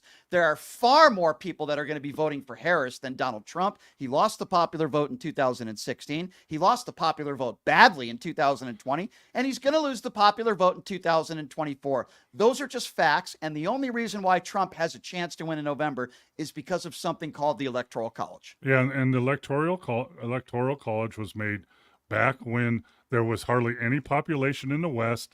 No one lived out here, so they were giving them equal say in who was going to be the president. That's not true anymore. It's just like the right to bear arms was made when there were frickin' muskets, not high-powered rifles. I talk about that all So the time. it doesn't apply anymore, and they got to find a way to get rid of that if they really want one vote means one vote. Agree. I've always felt that way, Mo. 702-221-7283. Let's go to Mike. Mike is next up on PTL. Hi, Mike. What's going on? Hey, how's it going? Good. Big Mo, Cavs fan. Remember when you played there back in 1990, I think? Back in Richfield Coliseum. Richfield Coliseum. We used to drive out there a good 40 minutes, and I swear my old man knew a bar in every county. He's like, hey, we got to stop here. There's a bar in a church every neighborhood.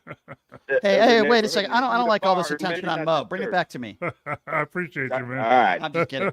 So anyway, so I live in South Carolina now. I moved from Cleveland years ago, and Trump signs everywhere. Like you're talking the Confederate flag. You'll see that every now and again, more than you'd like, but it's not terrible. Yeah. But there was a 10x5 Trump sign, and I'm off work now because I'm on some disability, and I was driving home from the store, and somebody threw a bucket of paint, white paint on it. It had to be within the last 2 days because I drive past. What a all the time. I was patriot. like, What all a right. patriot. What a patriot. What a real patriot. Oh God, they. I heard that was a scheme by people in. It was George Soros. Yeah. George Soros did it. Probably. Yeah. Whoever did it's a hero in my book. But yeah. Well, that's a But good. anyway. I would pour. The only problem I would have with that person who did that is I would have poured orange paint on it, not white paint. But that's okay. Yeah, it would have been better. Yeah, they got it, and you know. But hey, I was more proud of. But back to that, the child care answer. Yeah. I mean that's just so obvious that they have no answers for any of the problems in this country, and they just rant like he did. It didn't make any sense. You know what his answer was? Child care is child care. That was literally his answer. And then he went to tariffs. If I'm Kamala Harris and I'm asked a child care question, I say to myself, first of all, what was that word salad that the former president said the other day? Here's what I would do when it comes to child care, and just give an intelligent answer. I tell you, I think she's going to do just fine. And I think Donald Trump's in trouble. That's what I think. I was worried about Joe Biden, not because he doesn't have an understanding. I was too. I didn't even watch it. I was scared but what was going to he's happen. not- And it did. Yeah. Joe Biden's never been a great debater, and we know he's not what he once was, but I have a lot of respect for Joe, and I think he's been a really good president. Listen, I'm 67 years old, and I forgot Hillary Clinton's name. So, Yeah. Oh, yeah. When you were saying that, I forgot too. I'm like, Biden? Wait, no. Well, I'll tell you what, sir. I'm only 42. You know. I'm looking forward to your opinions. Please call back on Wednesday after the debate. I appreciate your call, and I have some good news, a programming note for all of you.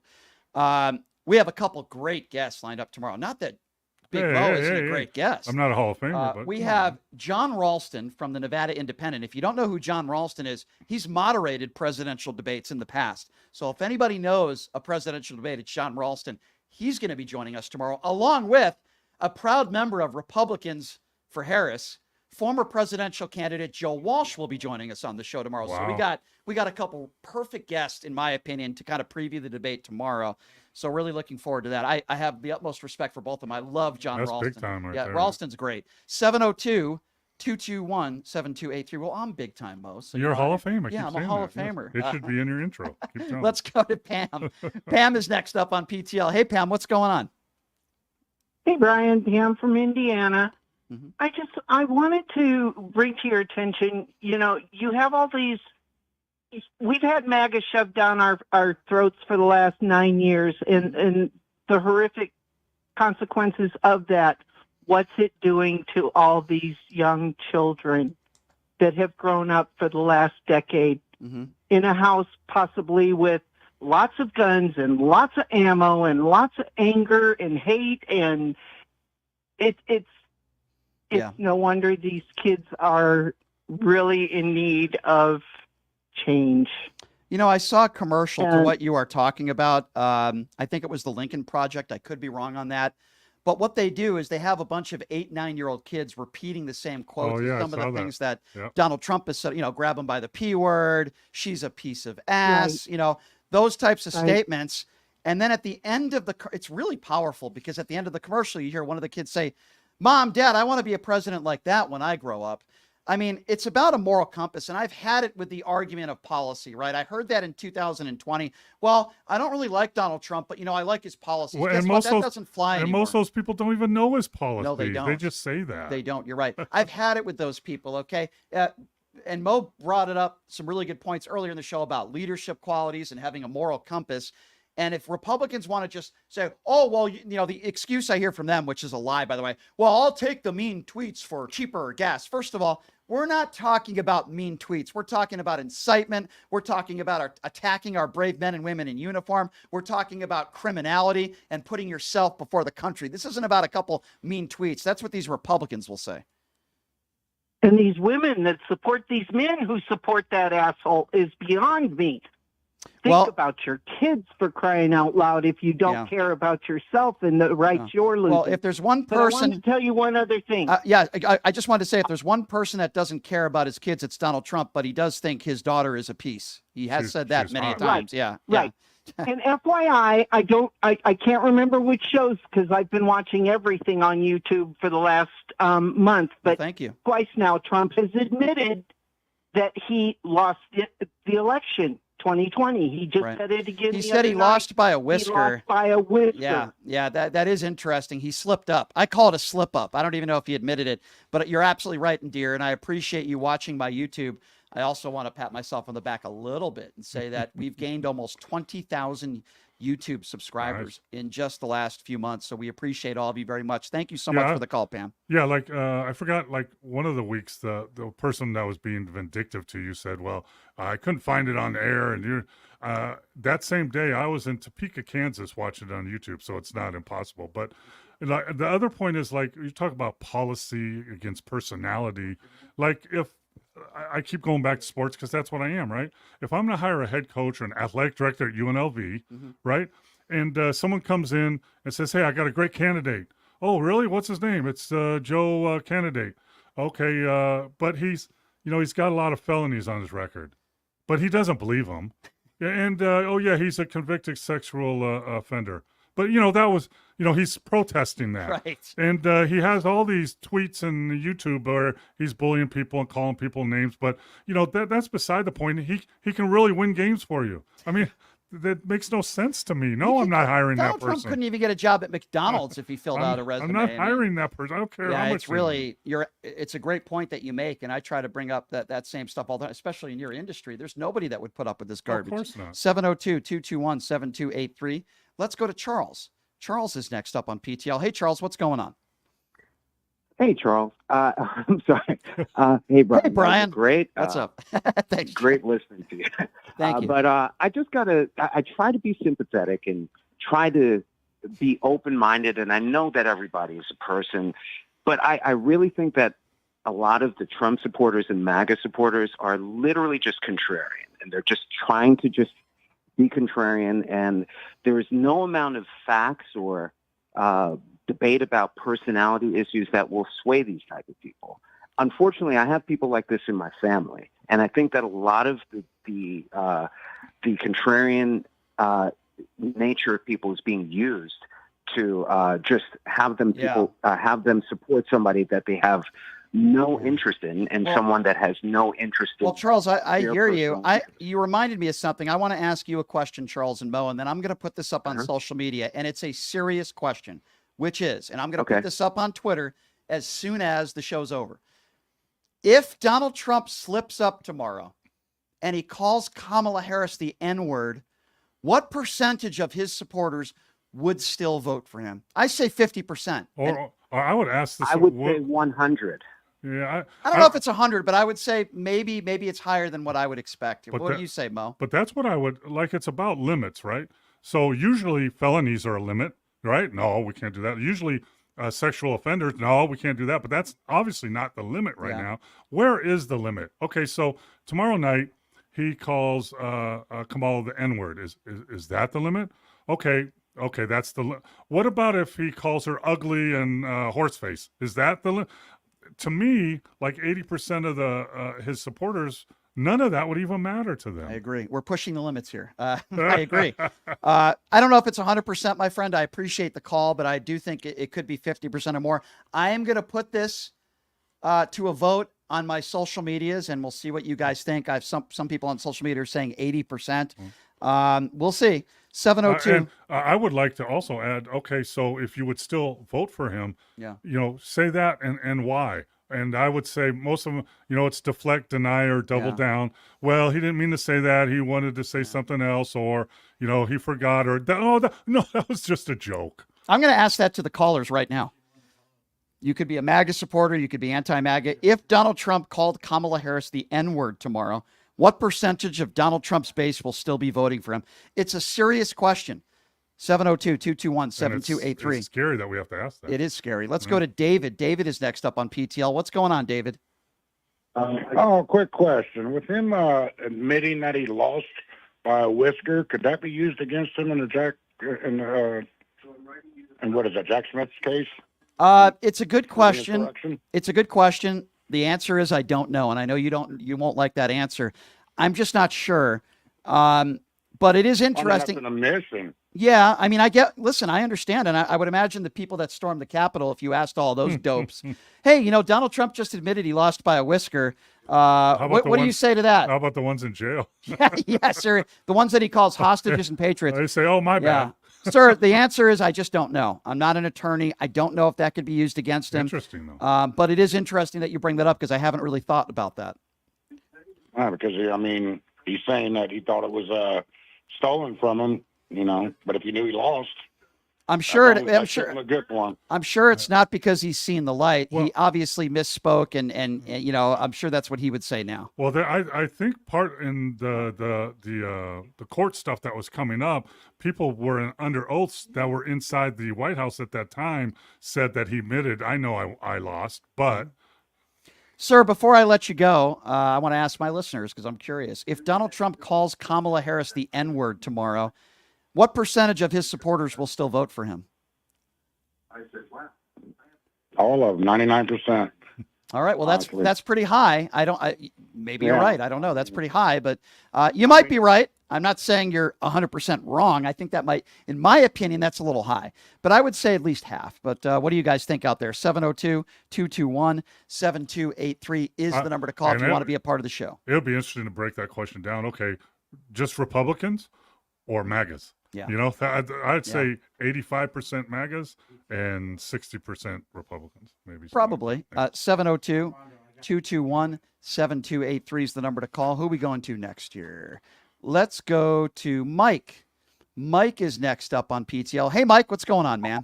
How you doing, Brian, man? I just watching your show, man, and I've been following you for a while, man, and you're a big inspiration to me, bro, and I just like where you come at. You got a lot of strong standpoints. Well, that means a lot to me, Mike. I really appreciate that. Thank you. All right. Well, what I was going to say is what I think is going to happen with basically what's going on right now. It's a lot of, even amongst people, like who be around and like to visit different places and go out and, and live an everyday life, and you mingle with your friends and you're talking and conversations come up amongst us too. And then, presidential conversations actually hit us. And I asked a few of my friends, like, wow, who you voting for?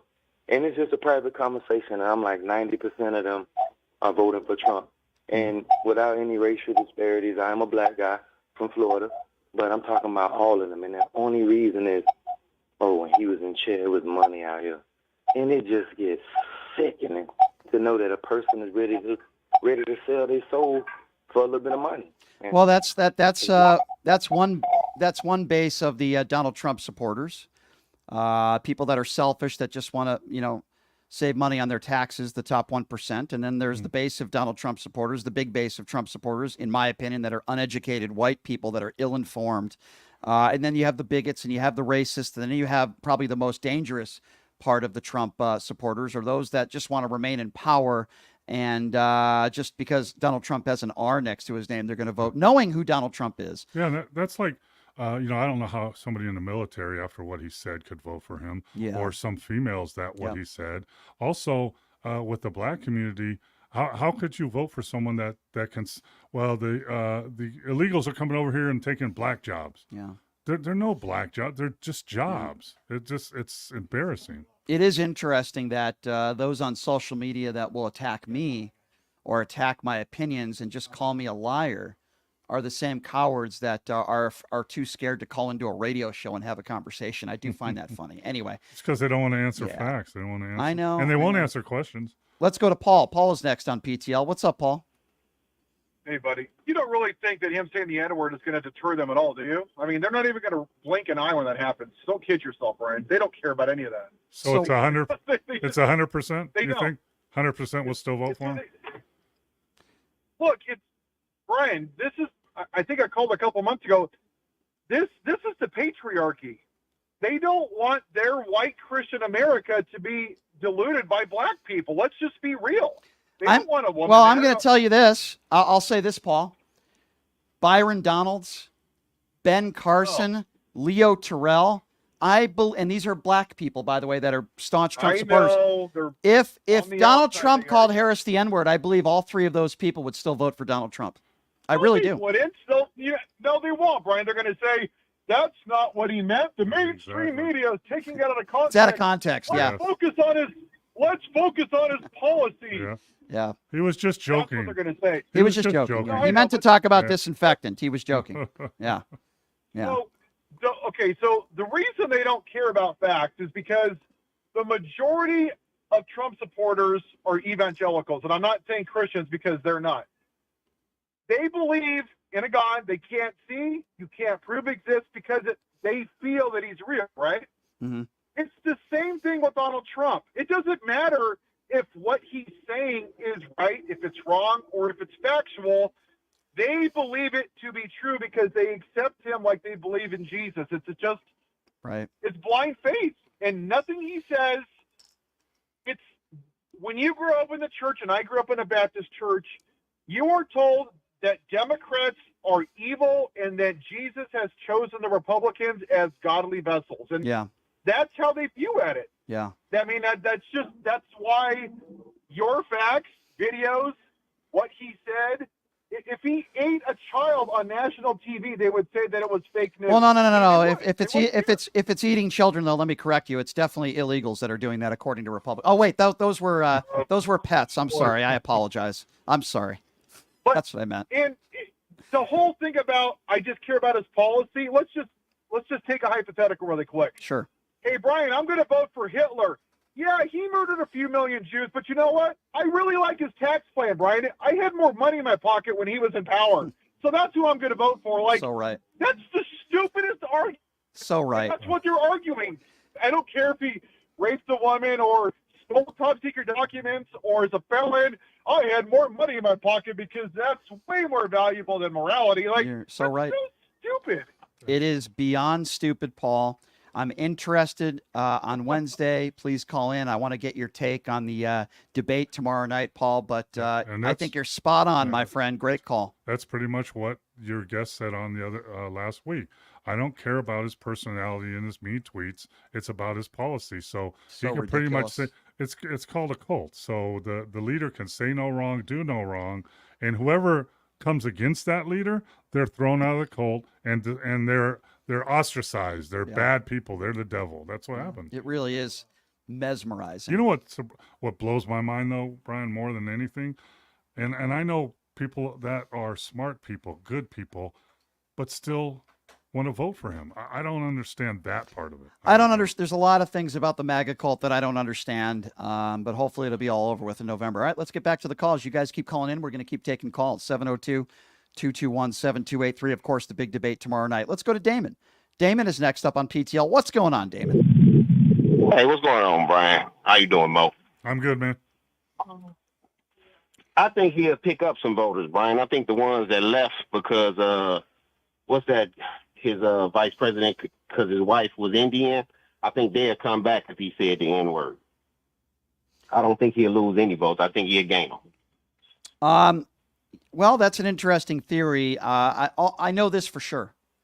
There's certainly a part of Donald Trump's cult base where if he called Kamala the N-word, they would cheer it on. Oh, for sure. And Fox News wouldn't cover it, and Newsmax wouldn't cover it, and OAN wouldn't cover it, and they would say we're taking it out of context and blame the liberal media. This is who these right-wingers are, so many of them that are in the MAGA cult. And I got to tell you something. Now that we have this this collage of, for lack of a better term, the Dick Cheneys of the world, and so many that have come out and said, I'm not only not voting for Trump, but I'm voting for Harris. Where is George W. Bush? Where is Jeb Bush? You guys are cowards that you haven't come out yet. Where are you guys? He's done nothing but trash your family for years. Where are you? You've had the Cheneys that have come forward, and even though I disagree with the way they vote, and I've never been a big fan of the Cheneys, at least I have some respect for them that they've come forward. Like Liz Cheney has voted for everything Republican for as long as she's been there, and she's not voting for Trump. That's Right. That's Where are amazing. you, George W. Bush? Are you going to put your country before the party?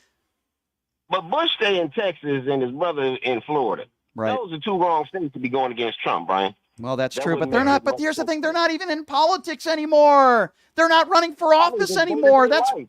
that's what drives Yeah. me nuts. What do you have to lose at this point except your moral clarity? Crazy MAGA people coming after you. Crazy MAGA people coming after you. Well, maybe? I got to tell you something. If you're a Republican and you're not coming out against Trump by now, then you have no moral compass. I'm sorry, you don't. Thank you for the call. A lot of people have no problem with having no moral compass, Brian. All right, take it easy. Thank you, Damon. Appreciate All right, the call, man. my friend. Thank you. 702-221-7283. Let's go to Armando. Armando is next up on PTL. What's up, Armando? Okay, Brian. I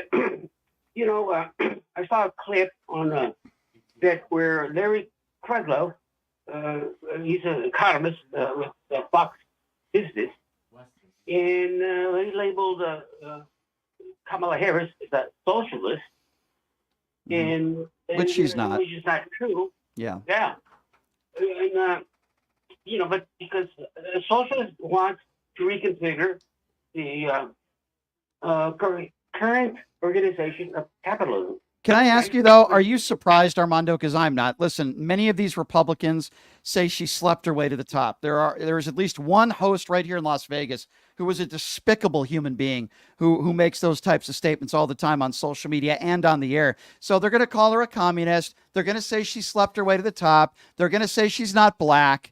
And quite frankly, I hope Donald Trump does this tomorrow on a debate stage. I really do. But I'm not surprised. They're going to keep doing it. Well, that's rude. The nut case. He does those things. Well, it's worse. And, Quite frankly, Armando, it's worse than being rude. It's misogynistic. It's racist. But sadly, many in Donald Trump's base, I would put in that category. And I appreciate your call, Armando. Thank you so much. 702-221-7283. Let's go to Wesley. Wesley's next up on PTL. What's up, Wesley? You're on with me and Mo. What's going on? Nothing much. I was wondering, and I haven't been watching the whole time, so I apologize if somebody asked about this before. How dare you? I'm wondering, what would you think is like the most effective line of attack that Kamala could go for? Because That's a great question. like I've been watching like a lot of the rallies and the DNC stuff, and some of the messaging. To me, it's like really strange how normal or like not as big of a deal as it really was. Well, I'm going to give you January a short answer, and then I'm going to let Mo answer. That's a great question. Yeah. So here's the first of all, I would run on my policy. Here's what Donald Trump was unable to do. We can talk about gun reform. We could talk about the bipartisan infrastructure bill. We could even talk about a bipartisan border bill that Trump wanted to shut down. So start there and then say, I'm a prosecutor. I've prosecuted people like you. You're a 34 count felon. You're a liable sexual abuser. You're a liar. Where's your wife? I mean, you could get personal and talk about Melania. She won't do that. But I think there's just so much artillery to throw at Donald Trump tomorrow night. And I hope she doesn't get wrapped up in Donald Trump's personal attacks on her. But I would start there. Mo, what would you add to that? Yeah, I think if you're debating someone on that kind of stage, you have to be careful because you can't be taken advantage of and look weak, but at the same time, you can't look like you're vindictive or going on attack. Right. So there's a balance there. Like if he attacked me, I would pretty much laugh a little bit and say, that's not true, and then move on, unless it was something really bad. But then I would really go about policies and that process. I don't I don't know if I would even bring up the felon and all that. I might in the way she did when she talked about that, but that's just a little a touch, different line. I don't know if you're on when I talked about what happened to Hillary when Trump went behind her and was stalking her in one of their things on TV. And I think if she would have turned around and said, "Hey, get from behind me, go back to your podium where you belong, and act like a real presidential candidate," I think that would have changed a lot of things. It would have. I want to see. I'm not saying you have to get personal with Trump, but facts. You could just go by facts. Yeah. And, What is it like? They go low, we go high. I don't think I believe that. They go low, we go low. Right. Maybe not lower. I'm taking a census. I'm going to ask you this question now. If Donald Trump slips up and calls her the N-word tomorrow, what percentage of Trump voters will still be supporting him, you think? I in terms of the percentage of vote, I don't think he would lose more than like 10%, to be honest. Like was said earlier, the bar for like what will be tolerated was, like it's obviously a cult of personality. Mm-hmm. No matter what really he does, I think people turn out anyway. Well, you might be right, and I'll be interested what you have to say. We'll be taking a lot of calls this week, particularly the day after, which happens to fall on September 11th, which is interesting. But I appreciate your call, sir. Thank you so much. Please call back. 702. Wow. Pretty much every caller has said either 100%, 99%, or 90%. I don't know if maybe I'm giving Trump supporters too much credit when I say 50%. I think there's some, I think you are, but I think there's like the N-word, you're an ugly horse head. There's different levels of where you would lose voters. Apparently, if you're an ugly, not lose voters. Apparently, if you're an ugly horse face, he's still willing to pay $130,000 for 30 seconds of fun. 702-221. Maybe he's got a thing for horses. I don't know. 702-221-7283. What if you could put her in the audience? Or is there no audience? That'd be great. Sitting right front row. I'd put E. Jean Carroll right up there. Right front row. Yeah. Oh, I would. Absolutely. And wave. Hey. I would totally do that. Thank you for the call, sir. I appreciate you. 702-221-7283 is the number to call if you want to be a part of the conversation. Why don't we go to James? I believe James is next up on PTL. What's up, James? Good afternoon. I think the numbers he would lose would be single digits.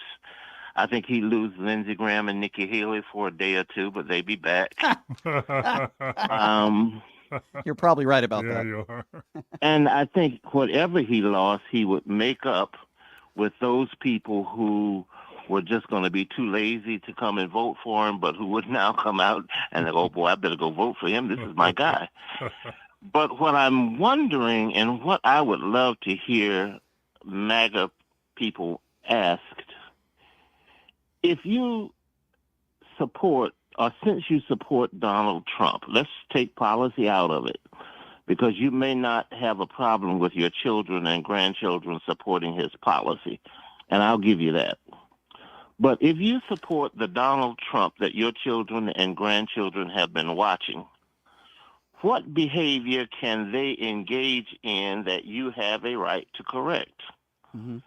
And that's the scary thing. I would be ashamed for my children and grandchildren to know that I supported someone with such low morals and that's such what's so horrid listen, behavior. it's such a good point you make, because what's so disappointing to me, guys, is that when I run into some people that I think are good family people, like I know some people personally, even in this town, I say, wow, this person's a good father, maybe a good mother, a good daughter, a good wife, a good husband, yet they're supporting Donald Trump. And I say, it doesn't surprise me if you're a bigot or if you're just a bad person, you're probably going to like Donald Trump.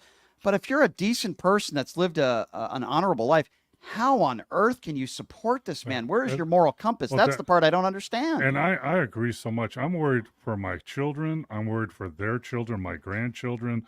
And that's why, Brian, that commercial you brought up that they have now, where they have children dressed up as adults and saying the stuff that he has said, that's why that's so, that hits home so much. Yeah, if she wasn't my daughter, I would date her. Wow, that's not creepy at all. 702-221-7283. Let's go to Jason. Jason is next up on PTL. What's going on, Jason? Hello, sir. I just wanted to kind of piggyback off the last caller. My father was in the military for 30 years. My mother is British, and she actually changed her citizenship, and they both are big Trump supporters. And I don't know how to kind of get them to see the light, so to speak, on what they think is right and wrong on this issue. And I'm just totally baffled on. So let me get this straight, Jason. It sounds like you have a wonderful family. I just would disagree with their politics. He would have deported your mother, and he would have told your father that he is a sucker and a loser. I just don't understand it. Here's the problem talking to those type people, and I have friends that are like that. What they'll say is, well, he didn't mean that, or he didn't really say that. And so you can't really logic with them. You just can't. No, you can't. You can't reason with some of these people. You just can't. I feel bad for you, man. I feel bad for you. Has this hurt your relationship with your family at all?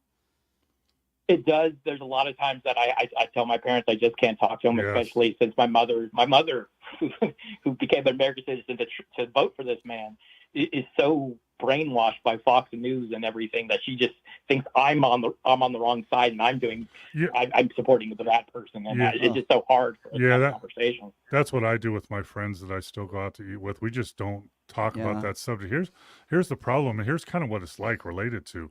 There's ladies at home that are lonely, and someone from another country text them or doesn't FaceTime them, gets them involved, how I love you and all this, but I need money, and they keep sending money, and their family goes, listen, that's not true. Look at this is their face. They're not real people, but they keep sending them money. I have a friend that's dealing with that with their mom, and I think that's the same situation. It's very frustrating. Hang in there, my friend. Hopefully it'll all be over by November, but keep the fight up, my friend, and we need people like you at the voter booths in November. Thank you for the call. 702-221-7283. Let's go to Jack.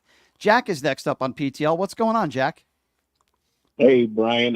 Recently came across your show. I won't take up too much of your time, but I got to say I love what you do. Thank you. And I'm here to answer your question. No problem. What I think, I think he's not going to lose many followers, honestly. I'm in the 10% or less than 10% group, but it speaks volumes of your character. I'm not going to chalk it up to naivety. I think you just find the good within people. And, it just says a lot about you, but I really don't think it's going to put a dent in the amount of supporters he has. I mean, listen, you might be right. I just, again, when he said I can shoot somebody on Fifth Avenue and they'd still vote for me, it's probably the most truthful thing that Donald Trump has said his entire life. Yeah, he was telling the truth. Believe what he says. I'm going to be a dictator on day one. Believe what he's saying because he means it. Yeah, no, you're right. Exactly. It'll be interesting to see if Trump, not calling her the N-word, because I don't think that's going to happen. You know how you know how he could win the election? You know how he could do that? He could go tomorrow night and compliment Kamala, say good things about her, say a lot of your policies are pretty good, but mine are better, and act like a human being, and he would probably win. He could have done that at the RNC convention in his speech. Yeah, he ain't going to do it now, Mo. But he was a changed man after he got shot, right? Yeah, changed for one day. Maybe he got worse. 702. Thank you for the call, by the way. I appreciate you. 702-221-7283 is the number to call. Let's go to Gina. Gina is next up on PTL. What's up, Gina? Hi, how are you? Good. What's on your mind today? Okay, I just want to throw a couple things out there. Number one, I think we should all really appreciate how great Biden was for doing what he did. Sure. In the sense that he gave us this chance. Okay, Sure. Number one. What a legacy he's going to leave. You know what I'm saying? Yep. And in all actuality, I don't think Trump did not win that debate. Biden just lost that debate. Agree. You know? Yep. Okay. Yeah. 100. Number two, I think if Kamala, if she just goes and throws the facts right back at Trump, I think she will be on really good footing, because the facts are enough to show you just how much dirt he Trump It is. and never did. I'm with you, but I also think it's very difficult to debate someone who lies every other word out of his mouth. That's a challenge. And one thing I will say about Donald Trump, and listen, I'm not giving him credit for anything really, but he is a showman. He's a showman who lies. But I have faith in Harris because she is a former prosecutor. And she's an intelligent lady, and I think she's going to be fine tomorrow night. Here's what you can't do. When someone lies that much, you can't fact check them all the time. Right. You have to kind of like blow them off and just pick your chances, because then you get involved in all his crap. Right. Gina, if Donald Trump calls her the N-word tomorrow night, what percentage of his base will still support her? 100. Him, I mean. 100. All right. Well, hey, Gina, you 100. might be right. You might very well be right on that. Boy, we're getting a lot of the same answers here. That says something. 702-221-7283. Let's go to Antonio. What's up, Antonio? Hi, Brian and Mo. How are you guys? Hey, we're good, man. Good. In the great wise words of, I think it was one of the Bushes, fool me one time, shame on you. Fool me, yes. mumble, can't get fooled again. Yes, I don't think there's not a single voter that voted for Trump twice that isn't going to vote for him again. Mm-hmm. And we need to vote like he is going to gain votes, because the in-the-closet bigots are coming out and voting for him. I'm up here in like northwest Las Vegas, like Sky Canyon area. So every single house has a Trump flag or Trump sign. Ooh. So they're not going anywhere. Nobody is in the middle. Everybody who voted for him twice is voting for him the third time. But so hold on. Needs to show Let up. me give you a little pushback there. I get what you're saying. But there are people that voted for Trump twice. Plenty of people that I've spoken to, Republicans, including the former Nevada Republican chair, Amy Tarkanian, that will not be voting for him a third time. So there are, while I understand where you're coming from, there are people out there that will not be voting for Trump a third time. There are some out there. Yeah. I just hope you're right. Well, you know what? There's nothing more that I'd rather be than right about this, and for you to call in November and say, Brian, I'm so glad you were right. So let's hope that comes to fruition. What do you say, Antonio? Yeah, I can't wait. I'm definitely going to be voting for Kamala, and I hope everybody, well, a lot of more people vote for her as well. Let's hope so, and I'm glad there's good people like you out there and logical people like you out there. Thank you for the call, Antonio. We got to go through a few more really quick here. Let's go to Joseph. Joseph, what's up, man? Yeah, hey, Brian. All right, here's my piece. After seeing that commercial of those kids speaking the way Trump speaks, makes me think that is very disturbing.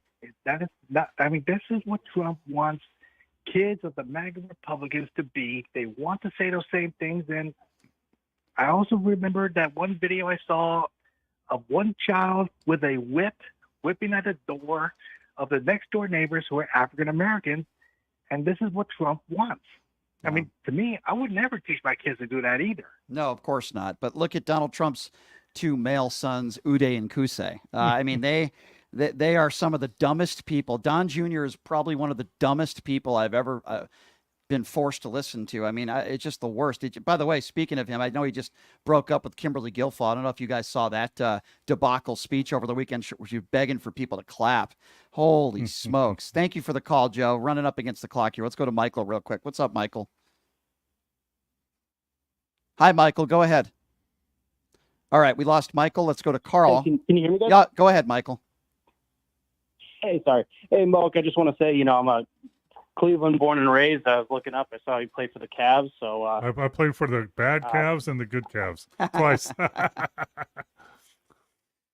With that, I got to give you a little bit of pushback on something you said earlier. Okay. I recall you saying something about that no one uses AR-15s to shoot, and I just kind of want to know your gun background. If you got any. Wait. Well, what did I say? No, he's saying I shot. You mean I said to hunt with. You don't need an AR-15 to I just hunt. kind of wanted to educate you a little bit. It's very popular to use AR-15s or for birdshot. I know you don't know much about shooting. Okay, so do you know what? Okay, but hold on. Game. Before we get into the weeds on shooting, what are your solutions? Like Elmer Fudd, because the only guy with a musket and a stupid hat is sitting right in front of you. Okay, so I know you. No, don't hang up on him. Don't hang up on him. But he's going to hang up because he's a 'cause coward. he's a coward. Exactly. First You're of a all, coward. You're a coward, first- number one. And number two, idiots like you have no solutions to all the gun violence in this country. Instead, you decide to pick up the phone and make a joke about guns when our children are dying in schools. You idiot. You imbecile. Go vote for your orange turd rapist, you moron. And next time you call into the show, why don't you have the guts to have a debate with me, you piece of garbage? Or me. Yeah. Me. Come back on. I mean, first of all, you have no idea what background I have in hunting. And if you're hunting with an AR and shooting freaking birds with it, you're an idiot. You're an idiot. Come on, man. It is. I mean, I've been around hunters. I have a gun. Yeah. My kids are in law enforcement. Yeah. Enforcement. They have ARs, and you don't use them to hunt with. No, Come but on, man. Have half a brain. But that's not a serious Come on. caller. The imbecile calls up the show and he thinks he's funny, and then he hangs up the phone like a coward. Yeah. I didn't hang up on you. I was happy to have that conversation with you. I It's would not have my- loved it. Stay on, man. It's not my fault that you're not smart enough to have a conversation, you dope. Anyway, thank you, and thank God that the overwhelming majority of our listeners here are very intelligent, very informed, and I am so proud that my audience is so smart. Let me Yeah. tell you. I bet that guy really approved of the 14-year-old that killed the Yeah. kids in the school.